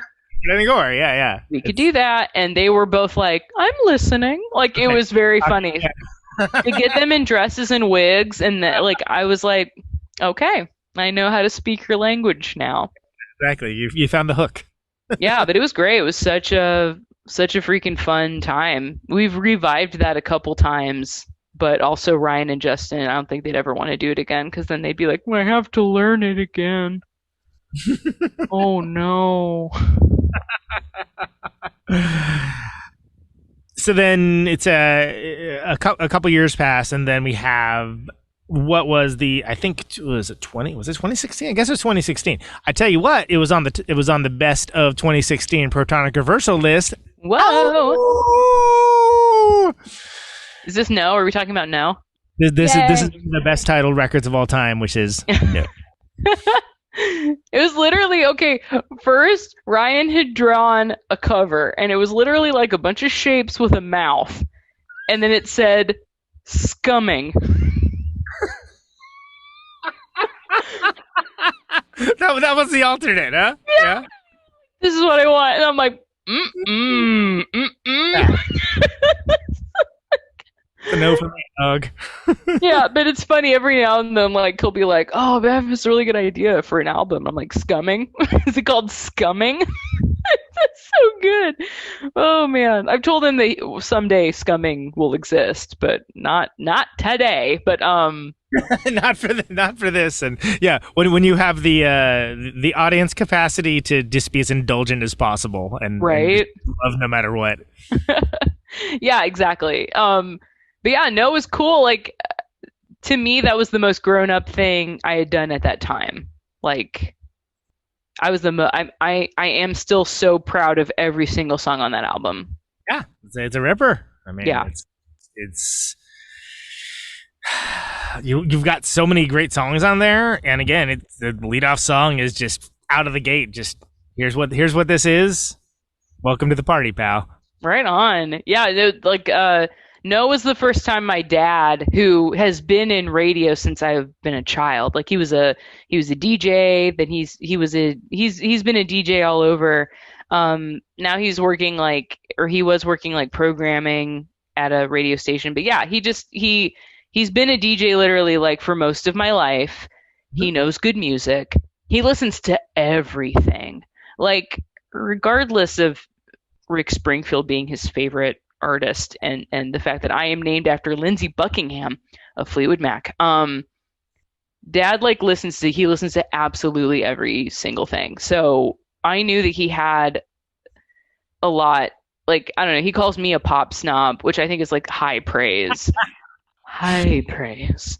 But I knew that he knew what worked on a radio. And so when he listened to You Make Me Say No, he was like, Lindsey, this is it. Like, this is a hit on this one. Yeah. Yeah. He was like, this is the one, like this right here. And I'm like, oh, like I knew that I had done the right thing.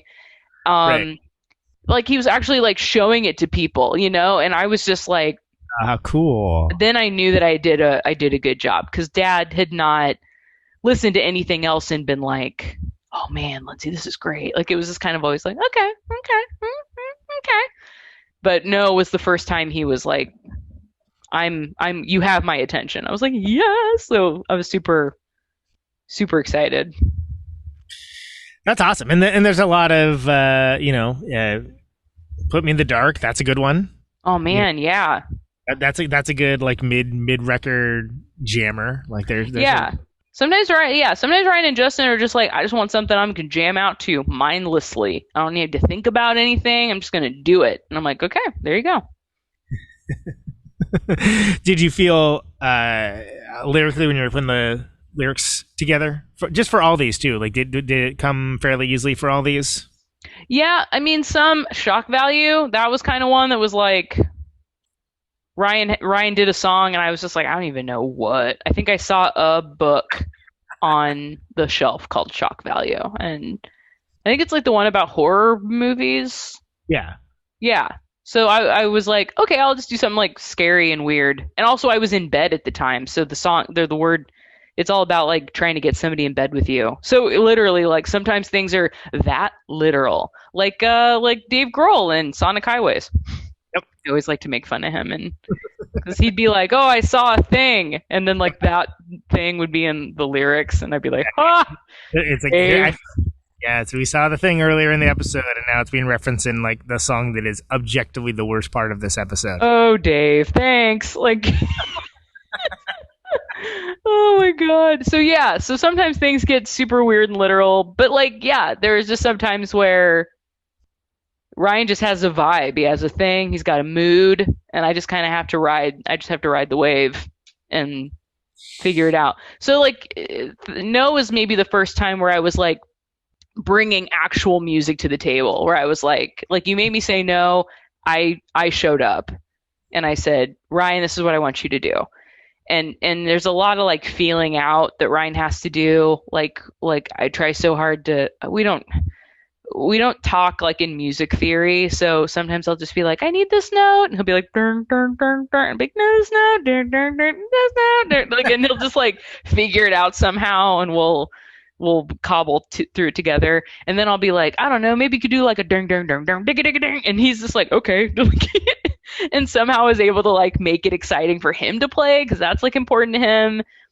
So yeah, there's just a lot that we changed this like in this album, and it was cool to know that we could come at songwriting from different avenues. Apparently, Past Me called it somewhat akin to Sharon Jones fronting the Minutemen. Whoa, okay. I think it's pretty good. Past Me. That's a decent starting point. Like that gives you. Yeah. All right. Oh, did you see that?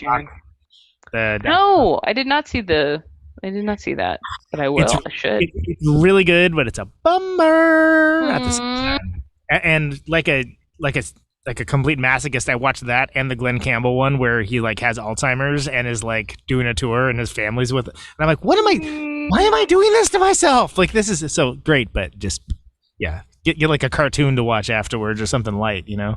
No, that sucks. Yeah, I haven't watched the polystyrene doc yet, because I think I'll be sad. I think it'll just make me sad, but I will. Well, No does not make me sad. I think it's a good example of how you can be spazzy and dancey and hooky and catchy, but also musically interesting. And that definitely seemed like that was a level up point for Cell Phones as a band. Now that was the vinyl was through Neutron on that one, if I remember correctly. Yes, right? Neutron Records, headed by one of our wonderful, again, like just people we've met through playing shows, being cool friends with people who are in cool bands. Neutron kind of just popped up, and they were very good to us. I mean, basically, we never want to do like label stuff. I just want someone to pay for the vinyl. Like, that's basically, I'm like, I don't have any money. Can you help me? Like, so yeah, it was just all about the vinyl. So it was really cool to be able to finally deliver vinyl to people. So that was really cool. And Justin's a big vinyl head, so it was very important to him as well. And it deserved it. Like, you know, like we just deserved its time. I still have plenty of No in my house. So if anybody wants to buy some vinyl, available, yeah. We buy, like, as opposed to the last album, we actually we sold out of that because we only pressed like 100, but we pressed like 500 of No, to make it worth our while, I think. And so now we're just like, do they buy one? We just need to go. I need to go throughout Indianapolis, beautiful Indianapolis, and sell people our stuff. It takes a while. I mean, we made 500 of Art of Murder, and I think it's down to like 6 copies now, but it's like, yeah, that's great. But that record came out 5 years ago. Exactly, right? You're just like, okay. It was funny because we thought don't get me wrong, man. It's nice to have them around, but it's also like, oh, now it's sort of like, well, when we go on tour, we're not going to have vinyl copies of everyone's favorite work. Okay, well, that's fine. Yeah, it's funny because, like, I don't know. Neutron was like, they called me up the other day or like weeks ago and was like, hey, can you pick up we have more vinyl of yours. You want to pick it up? And I'm like, wait, I thought we bought off all of our vinyl I thought we bought it all and we have all of it. And they were like, no, we still got a box. And I'm like, okay. So there's like a box of like 50 somewhere. Now we have it all, but it was just funny to be like, oop. Found some No. Exactly. You found, some people find the yes, you found the no. Found the No. Say yes to the found No. It's my favorite thing to say. I'm like, say yes to No. Well, that's the slogan for Radio Nope, is say yes to Nope. So yes, see? I think the album No was around before Radio Nope. So might have stolen my idea. I don't think so. It might have been close. I'd have to look to see. What was that? December 2016, right? No, it was definitely already, Radio Nope was already around by then. Nope. I don't believe you. I'm joking. I have no idea. I think we missed the 6-year anniversary, but whatever. Oh. It's anniversaries all the time. Not the important ones though. So what else about No? Before we move on in depth for Battery Lower, is there anything we missed? Any song you're thinking? Or, for such a lyrical person, it surprises me also you don't have lyrics on the Bandcamp. Is that a choice? I don't know. I think it's probably just oops. Fair. Oh no. We did lyric booklets that I would literally print out in zine form at my work. Hope nobody 924 Gilman style. So you can distribute them at the punk show. Hey everybody, here's what we're singing about. Yeah, so it was basically like if you bought a vinyl, I would just give you a booklet, and it was literally like I made Ryan draw a couple pages because I overexerted myself, and so I basically just wrote we drew the lyric, I drew a picture, and then we would draw the lyrics around it. So that's how you can find the lyrics. But if you ever want to know what the lyrics are, just email me. We're not that big a band. Just freaking give me a call. My number's on the website, y'all. It's my phone number. Really? Yeah, on thecellphonesband.com, which I do not update, but it's there. You can literally just call or email me. It's literally has all of my information. So don't spam me. Don't cancel or spam me. I was gonna say hopefully there's no creeps that are listening to this episode. I mean, if you're a creep, more interesting, I guess. Yeah, exactly. I'll try to write you a song real quick. Yeah, actually, songs that called "Creep" were actually very popular in the '90s. There were multiple. There you go. Hits. There's the TLC one. There's a Radiohead one. I love them all. Let's talk to what if you did TLC Creep in the style of Radiohead and Radiohead Creep in the style of TLC. I think you could. I think it's possible. Just thinking about it. Just thinking about it for a little bit. I think it's possible. Yeah, that'd be a niche interest, but I don't know. The internet likes weird stuff. Who knows?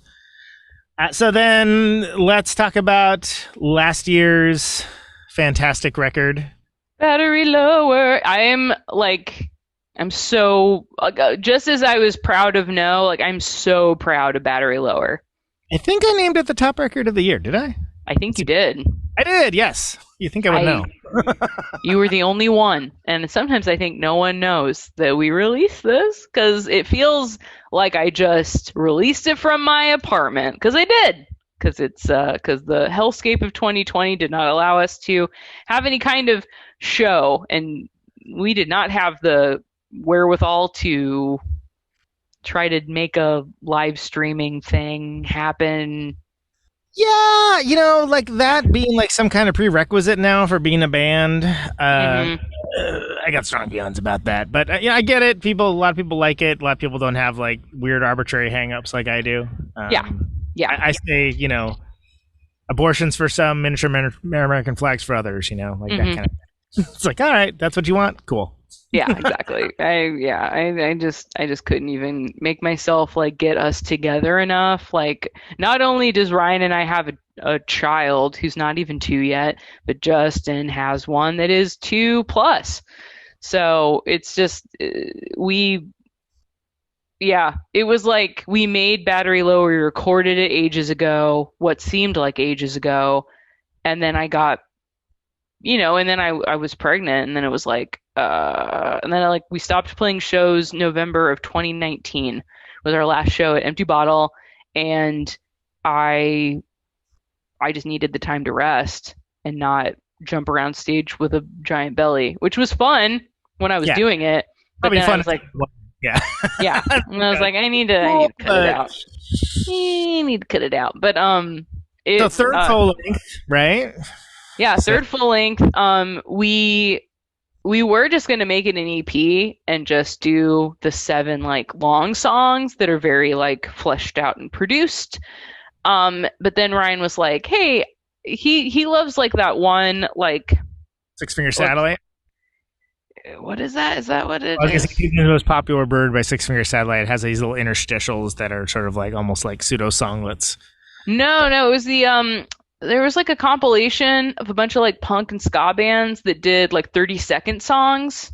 Oh. Ryan loves that compilation. He's played it for me millions of times. I feel like Green Day's on it. I feel like a lot of people are on it that I didn't realize, but they all are 30-second songs. And he was like, do you want to do like a bunch of songs that are just like 1 minute and we just do them in the house? We just like record them in the apartment. And at first I was like, really? Like, you want to add a whole bunch of, you want to add double the songs and just make it a full album? Like that's, yeah, okay, fine. Yeah. And so then it was like, I accept your challenge and I will do it. So yeah, we basically just recorded 7 really, really short songs. It kind of gave Ryan and Justin like the ability to just, just slam out songs. Yeah. And I like, then I would give them one that I was like, I know you're not feeling it, but just feel it. Give it a try. So there were a couple songs like that are obviously not, they sound very slow. They sound very poppy because I was the one who started them. So yeah, it was basically like, so then it was just like, fleshed out produced song with like short little weird things. Yeah. So why don't we do this? Why don't we it doesn't have to be like a novella for each one, but we'll go through each one of these. You can tell me a little about all of them. Sure. If you want to like go for like, lyric ideas or like arrangements or something, bizarre, fun stories, et cetera, we can take all that as it needs. Again, doesn't need to be long. Just tell me a little about each one of these. Absolutely. So the intro is very cleverly called Intro. Ryan wanted to do like he wanted it to be because the next song is called Wake Up. I want it to be your alarm clock. Yeah. I want you to wake up to this song. That was like what I wanted. So, and I wanted to be able to wake up to it too. So I wanted a song that I could wake up to, and it could just be all of the things I feel when I wake up, which is basically like why do we have to sleep? Like this sucks. For 8 hours, scientists say we have to do. You're unconscious. There's nothing going on. You're not doing anything other than like refreshing your bod. Screw that. Like, I hate that. So that was why I like wrote that. And I was like, get out of bed, do your thing, do a bunch of cool stuff until you have to go back to bed. So before that, so Ryan was like, I want to do like a beginning where it's like you're in the dream, like you're in this like calm, lovely dream. So you're by the beach, you're like walking along some dreamy scape, and you're singing to yourself, and then you hear like come out of nowhere, and then you wake up. Okay. I like it. So that's what that is. So then after the alarm clock is one of the best singles, what you would do, which I would put there with your West Coast and You Make Me Say No as one of the finest songs that you guys have done as far as a larger appeal. Awesome. No, and that again was just one of those things where I had to get something out. And Ryan is fully aware of all of this, but I had a conversation with somebody that it was basically like, it was somebody who was not Ryan. We talked about our attraction to each other, and we said, okay, cool. And then we walked away knowing that thing. And it was cool, but it was nice to, at least in my head, be like, well, I mean, if things weren't this way, what would you do? What would you do? So it's like kind of one of those things where it's like, even when you're in a long-term relationship or you're in anything, you can't just you can't turn off your attraction to others. You just kind of have to take that information and not lose your mind about it, I guess. Yeah, just contend with it, deal with it. Yeah, exactly. And you don't, and it doesn't have to be a battle if you just accept it and move on. It's like, I think a lot of people, and it was also, I was reading a lot of articles about people talking about micro cheating, where it's like, oh no, you were thinking about someone. Oh Lord. That's cheating. I would just be like, that's not what. And so it was like one of those things, like like in the time of social media and stuff, like I think a lot of people see somebody like a other girl's page or something, and then they freak out, or they like another guy's page. And it's just like, at some point, you're not the thought police. It's like you have to just kind of whatever. And I feel like also, if I don't know, to me, like again, honesty and empathy are my religion. Like I literally live and die on those things. So the second I had that conversation, I immediately was like, Ryan, I wrote a song about this, and this is the thing, and here's all the information you need. Yeah. And there was like a good part of him that was like, I didn't want to hear any of this. I don't want to know about it. But there was also a part where he was like, you are a complex and complicated woman, and I can't expect you to be anything else. Right. And I appreciate you being honest with me. And I appreciate, it's like, I want to be more open to this instead of immediately be upset. And I was like, no, I was like, you're the best guy. Like, and so yeah, it's just like, it's one of those things where I'm just like, I'm such a proponent of like kissing your friends and like being affectionate to people, even if you're not like married to them, like I'm just not one of those people that's like, I don't know. I don't stuff that shit under a hat. I don't bury it and then like freak out and regret it or something. Like I just want to have those feelings. I want to feel them, and then I want to move on. And that's kind of, I needed to write that. That was a song I needed to write. And the fact that it came out so good was just icing on the cake. We can go on together. It's so true. Yes, minds. Yeah. I mean, it's a jammer too. I mean, it's sort of like, and also, and the reason why it's such a explosive song is because you don't need to know anything about any of that to dig it. But then if you do, it's like, oh, that kind of hits a little different now. Cool. Like it's an added extra bonus level for. Yeah. And it's very like, I love it because it's like a song I actually like want to listen to. And then also it's also feelings that I'm like, I'm happy I got to experience that and come out the other side, not like feeling regret or feeling like bad about it. So I'm really happy. I'm just really happy that it turned out really good and that I had that experience. It was nice. Then we got Xmas at Grandma's after that. Yes. This is literally about Christmas at Grandma's. It was really funny. Both me and my brother at my grandma's, like, she just basically kind of treats children like they should be seen and not heard. And my brother Conan and I are extremely loud, extremely opinionated, want to talk, want to engage with the family. And my grandmother would just like turn to us and go, I need 10 minutes of quiet. Because she lives alone in this house, and then she invites a bunch of people over. And then when they're loud, she like gets upset. And I'm just like, and at first, my mom would be like, well, I mean, like respect your elders. And I'd be like, no, like I want to talk. Like there would be literally moments where I would say something to her and she would look at me and then she'd go talk to somebody else. And I would just be like, and so like my teenage years, I learned to just go to the video store, buy 4 VHSs at a time, watch them all in rapid succession, and then get more videos and just stay out of her way. Just stay out of the family because nobody wanted to listen to what I had to say. And I was a teenager and I had a lot to say. So then when my brother like got to be a teenager and in his 20s, like he'd come and just nobody would want to talk to him. And so he would just like get drunk upstairs and he would be like, I don't understand why they don't want to. And I'm like, dude, I've been living this for years. And finally, like 2 years ago or something, after this song, I wrote this song and it was like the worst Christmas. My mom like said something at the kitchen table. She was like, I'm beginning to suspect that my children don't feel welcome here. And I was like, are you serious? I'm 36 years old. Yeah. I was 16 when I was like, this sucks. And like, yeah. Welcome to the party. Yeah, and it's like I just kind of accepted it.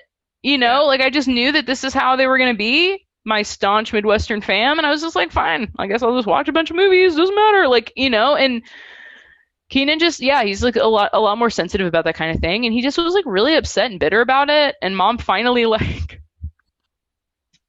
understood, and I was just like, are you freaking serious? Like, so that's Christmas at Grandma's, and when I played it for my brother, he was like, yep, that's it. That's exactly it. And that's why, like, my favorite line is, why don't you just give up and go upstairs or whatever it is the fuck you do? Because it's like, that's how it felt. That's just how it felt. She wasn't saying that, of course. Sure, but she was, that's always how it felt. It sucked. She's better now. Now that I have a granddaughter. Now that I have a great granddaughter, she's so much nicer to me. Yeah, that's funny how that works. I wield the power of a child. It's so stupid. Les is the next one. Les. Okay, so this was like literally an argument that Ryan and I had where I don't even know what it was about, but I just remember screaming, just let me love you. And he was like, love me less. And I just remember being like, what the fuck does that mean? Like, what does that mean? I was so mad. But I think it was just like one of those things where it was just like, you know, I just put all these expectations on him and a lot of love. And I think the pressure sometimes makes him tired. And I get it. I'm not going to react the way that you're going to react to things. Yeah, I'm a bit much. But like it's how I love. So this is literally like a song about us figuring out our love languages. Because I mean, we've been married this will be our 7th year married, and it's work. It's always work. It's always work. Like anybody who tells me that they're married and it's no work at all ever, I'm like, yeah, right. Like it's work, like trying to live and exist, especially after the pandemic, this close to someone all the time. Yes. And there are just new skills we have to build every single day. Work. It is work. It's not a job, but it's definitely work. Yeah, and it's work that's worth it, you know? Like if you wanna coexist with someone that you love, like you have to figure out how. You just have to figure it out. Yeah. And so that's been a lot of our relationship has been like, well, let's figure this out. Dude, on Monday we just woke up screaming at each other. And then when we were done with work, we both sat down and we're like, what did we do wrong? And I love being able to have those conversations post game. Yeah. I love being able to have been strong in the first quarter. She was coming in pretty hot. Yeah, we just like pull out the video and we're like, well, when you woke up, you said something mean, and then when this move looks like a dismissive nod here, so that's where. Or it's just like, he stepped on the noisy part of the bedroom floor. Lindsey didn't like that. Oh yeah, that part of the floor is really known for being noisy. You got to be careful about that part of the floor. Yeah, I don't know why you did that. It's just very it's just that forever. So it was just, I don't know. It was just about us, and that was one of the songs where somebody came up to me later and was like, "Dude, me and my wife are just like that." And he explained the song to his wife later, and I can see her like registering, and she's like, "Oh yeah, that's definitely us." I'm like, "Yay!" Like, my question is always like, "Wait, you heard the lyrics?" Did you? Some of us listen to the lyrics. Right? I was like, "Wait a minute, what amp were you standing under?" Like, I want to know. So silly. So yeah, that's Les for sure. Kelly's next, which we glanced against earlier, but talked about that the literalism of it, you know, Sparks-ish of the song being like sort of the opening of it. Yeah, I mean, like Kelly is my best girlfriend. She is extremely protective of me. She just texted me this today that she had a dream that somebody what she said, pretty woman to me, which meant like we went to a store and they were like, you can't be here or something. And she like immediately was like, why can't she? You know, and that's Kelly. Like, people look at me different all the time. Like in stupid white Midwestern Ohio, people will look at me and what I wear and how I act and whatever, and will say a lot of weird, do a lot of weird things behind my back. And Kelly always can catch it, and is like one of those people that's like, what? Like, and she's like my, sure. she's my protector. I love her so much. And I remember she just kept like hinting at, she's like, I think you should like write a song about like friends, about like best friends, about me, about us being friends. And I just remember being like, okay. But then I was like, well, why not? Like, why am I against that? Or why am I not even able to do that? Like, she's a woman and I should be like I should be writing about women. Instead, I just like talk about dudes in my relationship and stupid dumb stuff. And I should be able to praise this amazing woman that I love. And so I did. But of course it got meta in my head, because I get in my head about songwriting so good. So that's kind of how that developed. And then Kelly, like, I don't know, she like listened to it and then she like texted me and was like, I'm sorry I made you write a song about me. And I'm like, aw. You didn't make me do, like, I'm not mad. I actually love it. It's Ryan, like, it's definitely Ryan's like favorite. It's my second favorite for sure. It's an amazing song. And when we play it, like, I feel so good. Like, I just feel so good. I just wrote a song that I like want to sing forever. So yeah, it's a great song. I love it. That's always nice. So then you have the next untitled one, which is Ode to Eddie Brock, aka Venom. We saw the movie Venom. I still haven't seen it because it's so bad. But like, I won't watch things that I think are going to be bad. That's a thing with me. I just won't do it. It's so bad. And I like went to my dad, because my dad loves superhero movies and he will watch all of them and he'll love them all. He loved Justice League, for instance. With him, he was the guy. Okay. Yeah, he was the guy, the one guy. But I was like, hey dad, like I just call him like, hey dad, what'd you think about Venom? And he's like, oh, I loved it. And I'm like, Dad, no. Like, I was so mad. And then I was like, do you remember the Eminem Venom theme song? It was like, Venom, Venom. Like, it was stupid. It's so stupid. So I watched the movie. I think I watched it. I don't know if I watched it under the influence of drugs or not, but I just remember just being like, what? What? Sure, yeah. It's like Michelle Williams is just wearing this terrible wig the whole time. The story is terrible. It's terrible. And they made a Venom 2 because it was so popular in China? I don't know, but Andy Serkis is directing it, and the trailer came out like a month ago, and it is going to be bad. It's going to be so bad. So yeah, so I basically wrote that song about that movie because I was just like, how the hell? Yeah. So yeah, it's basically all about Eddie Brock in that movie. In that movie specifically. Yeah. In that movie specifically, because I talk about his paracord bracelet and about his girlfriend, and then there's like a part where Venom calls Eddie Brock a pussy. He just literally goes, pussy. Like, it's so stupid. It's so stupid. It's bad. It's so bad. Anyway, yeah, it's bad. I'm sorry. It's bad. Good to have my judgmental attitudes totally vindicated. No, it's so bad, but it was hilarious. Like, I actually enjoyed very much watching it because we all were just like, I don't understand how this was made.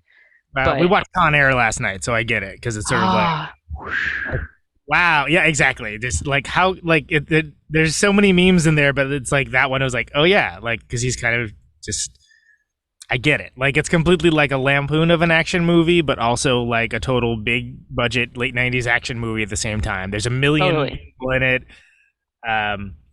Is it a great movie? I don't know. I enjoyed watching it, and I enjoyed how it got more and more absurd as time went on, for sure. It's so dark in here. There we go. But yeah. I was hoping you weren't going to make the case for Venom being like a Con Air set of situations. It was very bad. It was very, very bad. It was so bad. I can't believe Andrew. Andrew was. Let's talk about Andrew. yeah. Yes, please. Let's stop. It does not deserve this much time. Andrew is it was weird. I found out that Andrew WK was depressed. He used to be depressed or is depressed. I thought that was really interesting. So the word Andrew popped up in my head because I was thinking about him. So a lot of the lyrics were almost about him completely. But then I was thinking about in college I used to, I don't know, I did a lot of like, I didn't like date guys. I just slept with a lot of guys, and not like slept with, but like I just did a lot of making out in twin beds with guys. And one of them's name was Andrew, and so I was basically kind of making them all like one person. Yeah, and just kind of being like that. I wanted to do kind of like a what could have been, kind of in the a lot of this album is very like, you know, hey, I'm in a really happy, healthy, wonderful relationship, but like what could have been? You know, in another dimension, what's happening with me? Gwyneth Paltrow sliding doors, which is a reference I apparently make a lot, but whatever. Wow. I don't think I've even seen that one. But it's kind of what you're talking about. Like literally, yeah, the Gwyneth Paltrow character, like, you know, and she gets on the subway car, or, you know, whatever, metro, whatever it is, and then then the alternate universe one like misses it, or it's vice versa. I can't remember one of them, but like their lives end up totally different because of it. Wow. Well, yeah. So yeah, I basically am just kind of thinking about like, I don't know. You get to an age where you're just like, you did a lot of stuff. What did you know? Where did that put you, and where could it have put you? Yeah. If you'd have done things differently.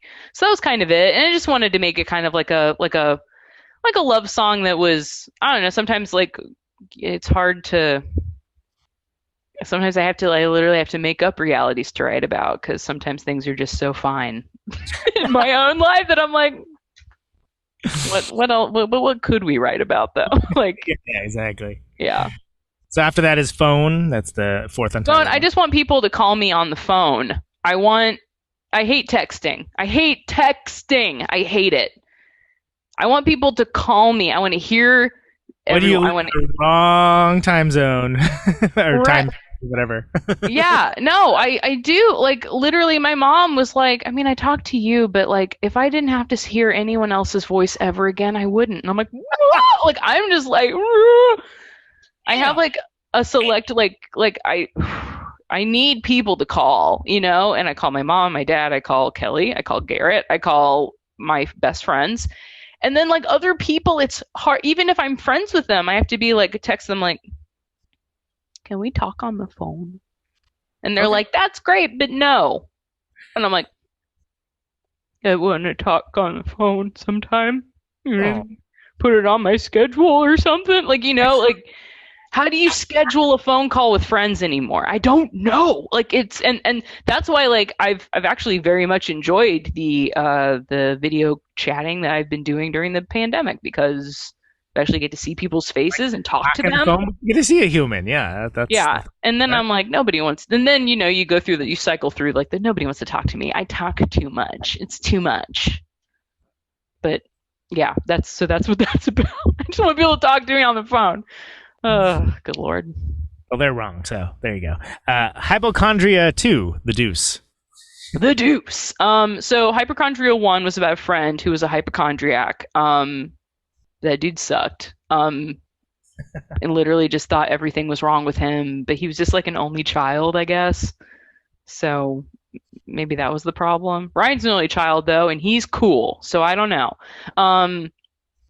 So Hypochondria 2 is about me getting older and being like, is that creak in my arm cancer? Am I dying? And that's literally like I think about, especially being pregnant. That's and WebMD. Yeah. Yeah, especially. Yeah, exactly. I got shingles and lupus. And oh no! Yeah. Then you look and you're like, ah! Like you're just like, this is terror. And it's especially like having a kid too. It's like, oh my God, I brought a child into the world. Is she going to have a disease? Is she going to die? What is this? Is that something bad? Should I, like, she's got like a hernia. And my doctor was like, oh, it's just a hernia. And I'm like, does it need to be fixed? Yeah. And so then if she didn't tell me. So I looked it up on the internet. They're like, oh, When she's 3, if it's still a thing when she's 3 or 4, then they'll do surgery, but not before, because that would be weird to do on a baby. And I'm like, okay, cool, understood. But she didn't say that. And then then I think, I'm like, oh, my heart beat weird. Does that mean I'm not going to see my child when she's 10? And that's like where my brain goes. And then I'm just like, please stop. And then I'm like, don't call, like when you call your mom, don't tell her all the stupid, horrible things you're thinking. She's going to worry. And she'll be like, oh no, my daughter's spiraling. So yeah. Standard adoration is after that. Standard adoration is about like me just like, I don't know, like I give Ryan a lot of compliments. I give lots of people lots of compliments. And I think a lot of times men don't know what to do with them. Yeah. Even if they're... Specifically me, it took me years to just not be like, no, actually. Like, right? So yeah, there was just me basically being like, I want to lavish you with all of my compliments and all of my sweet words, and you're just going to have to deal with it. Let me give into it for a minute, and then we'll just go back to the standard stuff later. Excellent. Cross race effects after that, which... cross race effect was the one that I was like, does it need to be on the album? I felt very sensitive about it, and I also didn't know whether it was strong enough. But one of my friends was like, no, but I feel like people will want to hear what it says, and I'm like, okay. So then that was like what kept it in for me, and it's this cross race effect was what I found out is the word for when it's like the thing that happens in your brain when you think that people of a certain race look the same. Oh. So you just make them all. So, all right. So all my life, when someone sees another poofy-haired, light-skinned woman, they go, "Oh, it's you," and I'm like, "No, that's not me." Like I can send, I'll send people pictures of polystyrene from back in the day, and they'll be like, "Oh, is that you on stage?" I'll be like, "No." Yeah. Or also like at shows, and this has happened multiple times, people will either, some girl who will have my hair, kind of, who will be lighter skinned, kind of like me, not look at me, not look like me at all, will come up to me and be like, somebody just asked me when I was going on stage tonight. And I'm like, oh, did they? And then there was like a woman who had like blonde highlights like me, and they were curly. And people were like coming up to her and going, "Whoa, good set!" Yeah. And I'm just like, and then I was at a house show and I saw like a black woman there, and I was, even I was like, "Oh my gosh, a black woman's here!" Like, oh, I need to talk to her and be like, "What are you doing here?" And thank you, and why, and how do you feel? Do you feel like me? Do you feel weird? Do you feel odd? And she's like, I usually will say, answer any of those questions you want in any order you want. Exactly. It's just kind of like, I wanted to kind of just talk to her. Yeah. And she's like, oh yeah, people have already like come up to me and been like, oh, your sister was great. And I'm like, what? Like, I'm literally like, we do not look at all. And so it was like one of those things where I'm just like, it makes me frustrated. And then it makes me wonder, like, what are they looking at? Specifically, I don't know the answer. So yeah, it's just like really stupid and odd, and I don't understand. But like, yeah, so that's kind of what that's about. And there's a music video for it that's getting edited, and it's gonna be great. Nice. There's a couple music videos. What You Would Do has a video. Hypochondria 2 has a video. That one has a video. They just, in the pandemic, they've just been rolling around. And people are working on them, various levels of working on them, and I'm just like trying to be patient. That's all you can do. So, closing out Battery Lower.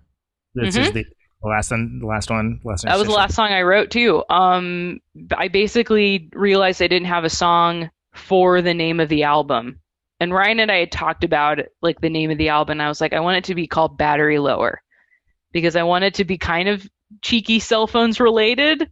Like cell phone related, and then I wanted it to be very also like we're getting older. Justin can't keep tempo like he used to. we're all like breaking, falling apart. Like we've been this band for over a decade. A lot of people still come up to me and they go, "Oh man, you guys are cool. Like, like when did you guys form?" I'm like 2008. And they're just like it's yeah. And then I also like have, there will be like bands that will come up to me and be like, "Man, like I wanted to start a band because I saw you play." And I'm like, "What?" Just like, how old are you? Like, so it's just kind of funny to be like, to see, to I don't know, just to be in this for this long. Yeah. It's just nice to, whether or not I feel like I'm slowly dying, it's nice to be in the company of who I'm in company with. So that's basically what that song is about. And then at the end of it, tacked on the end, we have 53%, which was Woo! on the, which very good song. Yeah, I was still really mad about Trump, so I was like, we should probably put it on the album too. And I got such positive feedback from you guys when it was on the unprecedented compilation. So I thought more people needed to listen to it. We played it a lot. It's in 5/4, so I think that's fun. Yeah, I'm angry. I was angry. I'm still angry. When any woman puts down another woman, it makes me so upset. And to a point where it's like when I want to put a woman down, I like have to remind myself of this song and tell myself, no. Like, you will support that woman no matter what, even if they suck.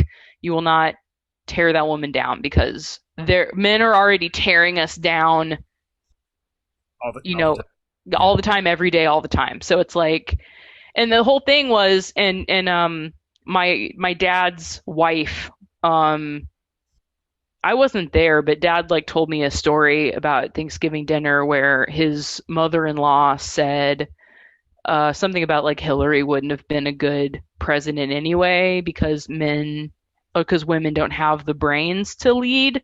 Only men do. Like, men are specifically designed to be leaders, and women are not.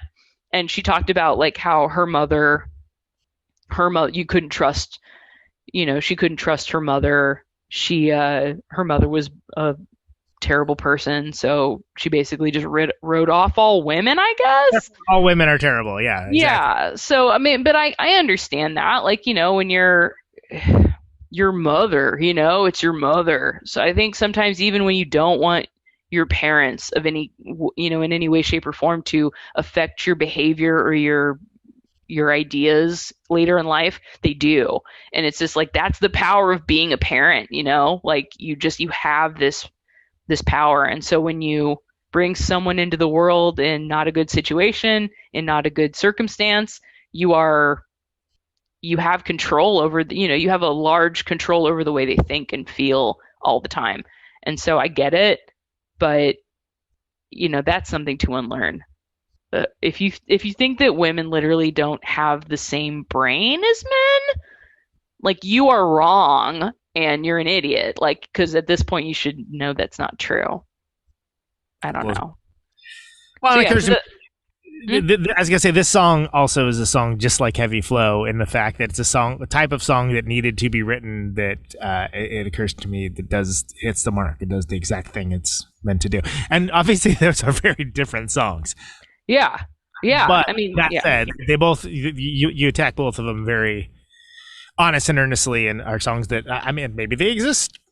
I don't know. I know a lot of songs. I'm not saying know every song, but I know a lot of them. And there's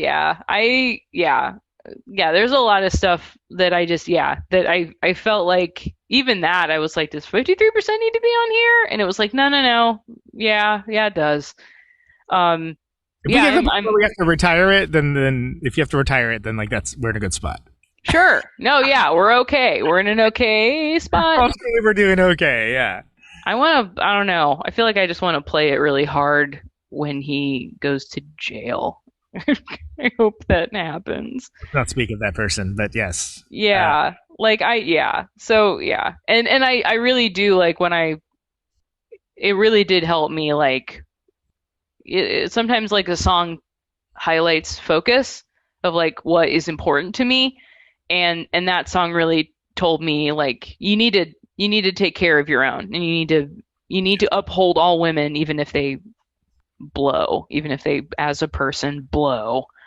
You need to, if you're ever in a position to like inconvenience a woman, don't. Fair enough. Lindsey, this has been great. So that's Battery Lower, cellphonesband.bandcamp.com. Folks also should go to Don't Panic, right? Oh, yeah. Don't Panic is the distro who helped us with the vinyl. Perhaps we'll do another pressing someday, but who knows? Maybe when we can start doing shows again, which I don't know when that's happening. Because the band is now in 2 different cities and we have children. So it's just, it's hard, but please go to those and yeah, I make it work. I don't feel like people have listened to this album hardly enough. So get on it, guys. This is important. Well, I don't know what more I can do because I named it the top No, record. dude, you have done Conan. I was talking to somebody about you and I was like, if because the whole like slang right now is to like gas people up. Yeah. When you promote someone, when you make them feel good, you gas them up. You are a gas station. You're a travel center. You're a freaking Loves. You are like the tanks which provide the gas. Like you do this for so many artists, and you make us feel like we are, like, I just made the best album of the year, and I appreciate that like no other. And so does Ryan and Justin, as much as they let me be the mouthpiece because I can say these things. And it's not like weird, like, hey, I love you, man. Yeah, exactly. Cool. Their version would be like the autist version of that. Not that they're autists, but you know what I mean. Yeah. Ryan really did want to come in. He wanted to do a little skit where he came in the door and he was like, hey, does anybody want a cis white male? Skits he wants to do. That's yeah, he wanted to do a skit, and I was like, how strong is that margarita you're drinking there, buddy? Well, thank you. I appreciate that. No, the work you do is important. Thank you. Oh, no fair making me cry on my own show. So I'm just gonna end the show like how I normally do. I don't remember last time you're on if I did this or not. Doesn't matter. I'm asking you now. Only canned question I ever ask on this show. Why do you do what you do? Why do I do what I do? So that why do I do? You've asked this, and I always because I think I might like hurt myself if I didn't. There we go. Oops. Because I think like, I don't know, I was just talking to Ryan about this, that the pandemic and kind of our moving and our life changes have kind of taken my band from me, like my ability to jam with my own band, but my job is still intact. And I get to do my job 9 to 5, M through F, and that only worked and was only good when I knew I could do a show at least once a month for 12 years. And now I can't. And so I feel like I'm about to jump out of my skin. And I've been trying very hard to like get back into it and write and do whatever I can and just make as much art as I possibly can. I think it's because I don't think I can continue if I can't. So that's why. Don't mean to like end this on a bummer or anything, but that's it. Not a bummer, to tell the truth. Also, I want Olive to, like, when she's like 15 to be like, my mom was a rock star, and then just like show all her friends on whatever the new TikTok would be. And then everyone's like, have you ever heard of this band, the Cell Phones? And then we'll just like blow up. They just formed. Yeah, exactly. Yeah, exactly. They'd be like, whoa. And then I'll be like in my 50s, like, oh yeah, that was me. I'm here. Not like I'm going to be like that in my 50s. Jesus Christ. I'm going to be probably still doing this. So. Well, I certainly will. And Lindsey, thank you so much for coming on the show. It's always a pleasure. It's good to see you. Thank you, Conan. It was so good to see you. I wish I could be hugging you, but This We'll is fine too. we'll defer that. We'll defer that to a later time. Yay! I love you. All right, you too. Take care, and all the best. All the best to Ryan, and of course, the littlest one, who will be given a tambourine in due time, I'm sure. Oh, she's gonna be a drummer. She's got the beat. She's gonna be a drummer. Watch your ass, Justin. Oh, right? She's gonna teach him a thing or two. Justin will teach her how to blast, and then he'll be like, "My work here is done," and then he'll just poof, like the smoke. Just disappear like a ninja. Perfect. I love it. Lindsey, thank you so much. Have a lovely night. Thank you. You too. All right. Well, there she goes. Lindsey Charles. That's one of my favorite singers right there. So hope you guys enjoyed that. I knew the very second that you held my stare that this electric feeling wasn't going nowhere. I can't be the only one that feels it every time we get together. Oh, won't you let me talk to you about it? Yeah, we should share. Everybody says communication is key, and there has been a lot suggested between you and me. Dancing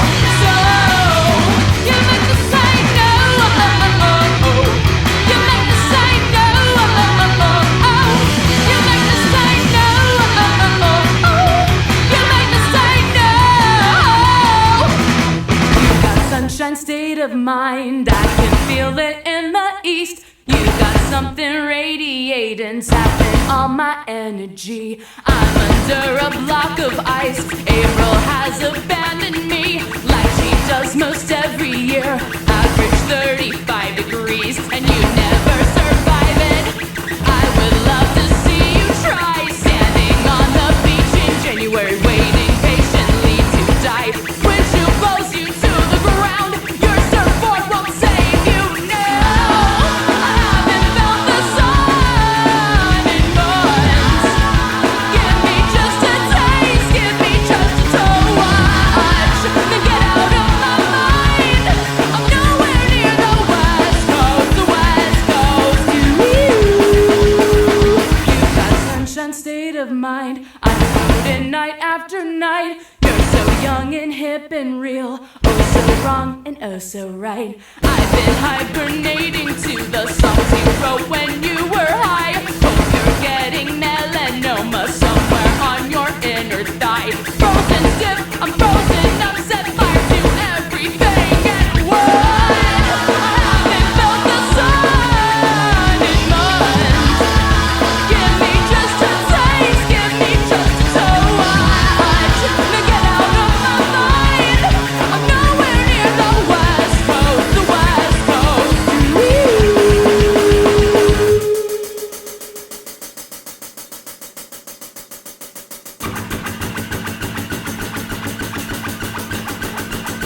Wish they all could be California. Wish they all could be California. Wish they all could be California. Wish they all could be California. I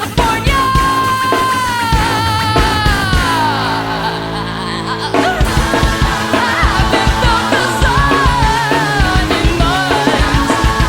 Give me just a taste, give me just a touch. Then get out of my mind. I'm nowhere near the West Coast to you. The West Coast, the West Coast,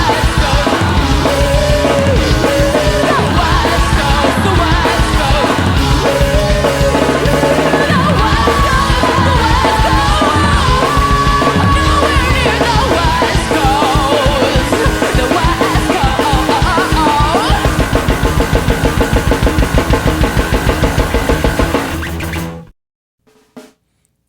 All right. Rock block. We had What You Would Do, You Make Me Say No, and West Coast by the Cell Phones. That is the Cell Phones block. Love that band. Lindsey Charles, thank you for coming on the show. Cellphonesband.bandcamp.com. Don't Panic Records /distro for that latest one. It's great. I literally named it the best record of 2020. What more do you need to check this out, people? Come on, get to it.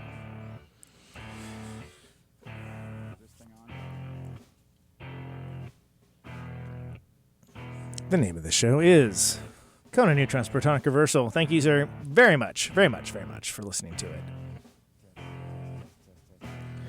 This show airs on Radio Nope Thursdays, 8 Eastern, 7 Central, 6 Mountain, 5 Pacific. Say yes to Nope.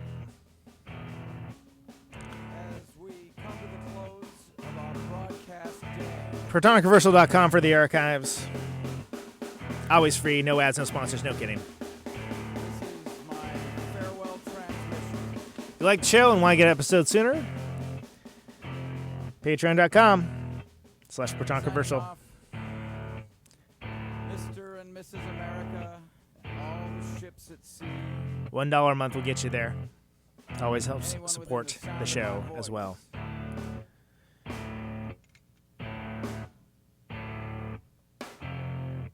I've got Protonic Reversal's on YouTube. 50,000 watts of power. If you listen on the podcast, it's very much like that, but sometimes with visuals. Not always, though. I wanna ionize the air. Subscribe to that if you want to help. Subscribe to the podcast. Listen to episodes even by folks you don't know. Thanks to everyone for reviews, all that. It helps people find it. This crazy world of ours. Microphone turns sound into to electricity. Bunch of cool stuff coming up. Stay tuned to it. Can you hear me now? Appreciate the support. Out on Route 128. Stay safe out there. Dark and lonely. And take it easy. I got my radio on. Can you hear me now? Can you hear me now?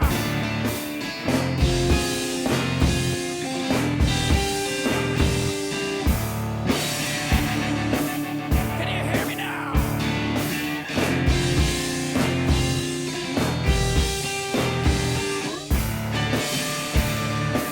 Can you hear me now?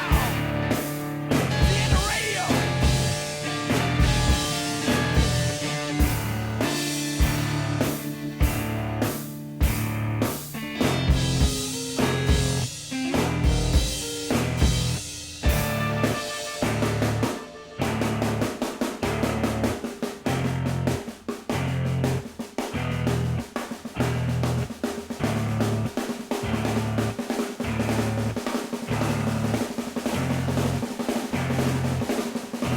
And that snare drum and that drum roll means we've got a winner.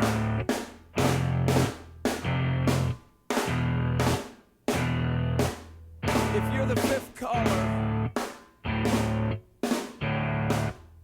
or any caller at all,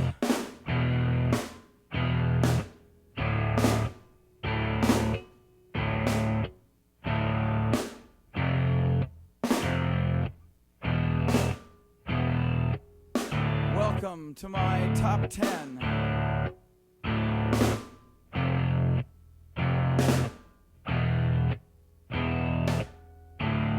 I'd like to thank our sponsor. But we haven't got a sponsor. Not if you were the last man on earth. She was prepared to prove it. This one goes out to a special girl. But there is no special girl.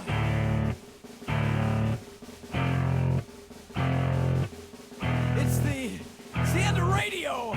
The last announcer plays the last record. The last what? Leaves the transmitter. Circles the globe in search of a listener. Can you hear me now? Can you hear me now?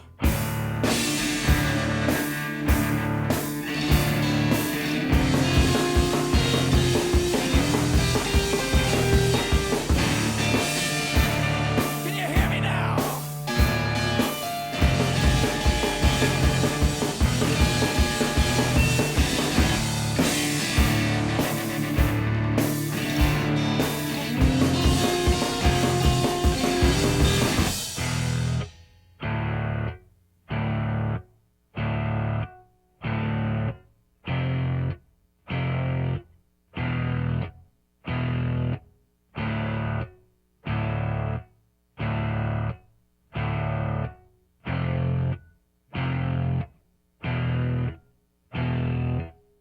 Is it really broadcasting if there's no one there to receive?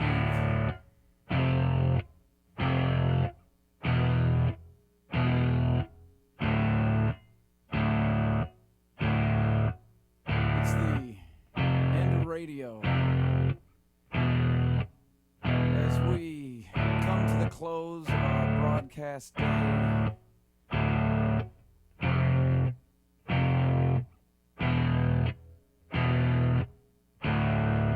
got my radio on.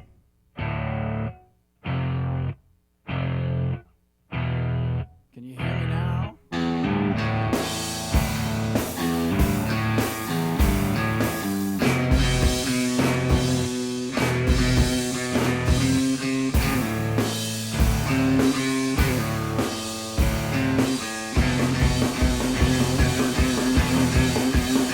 you hear me now?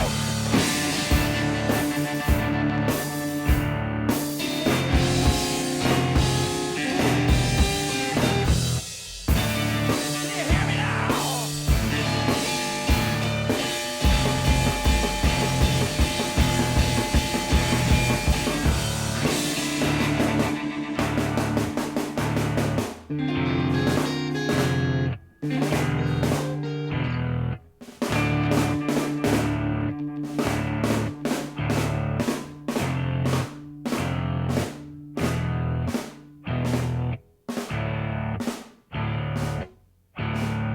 is a test! If this had been a real emergency,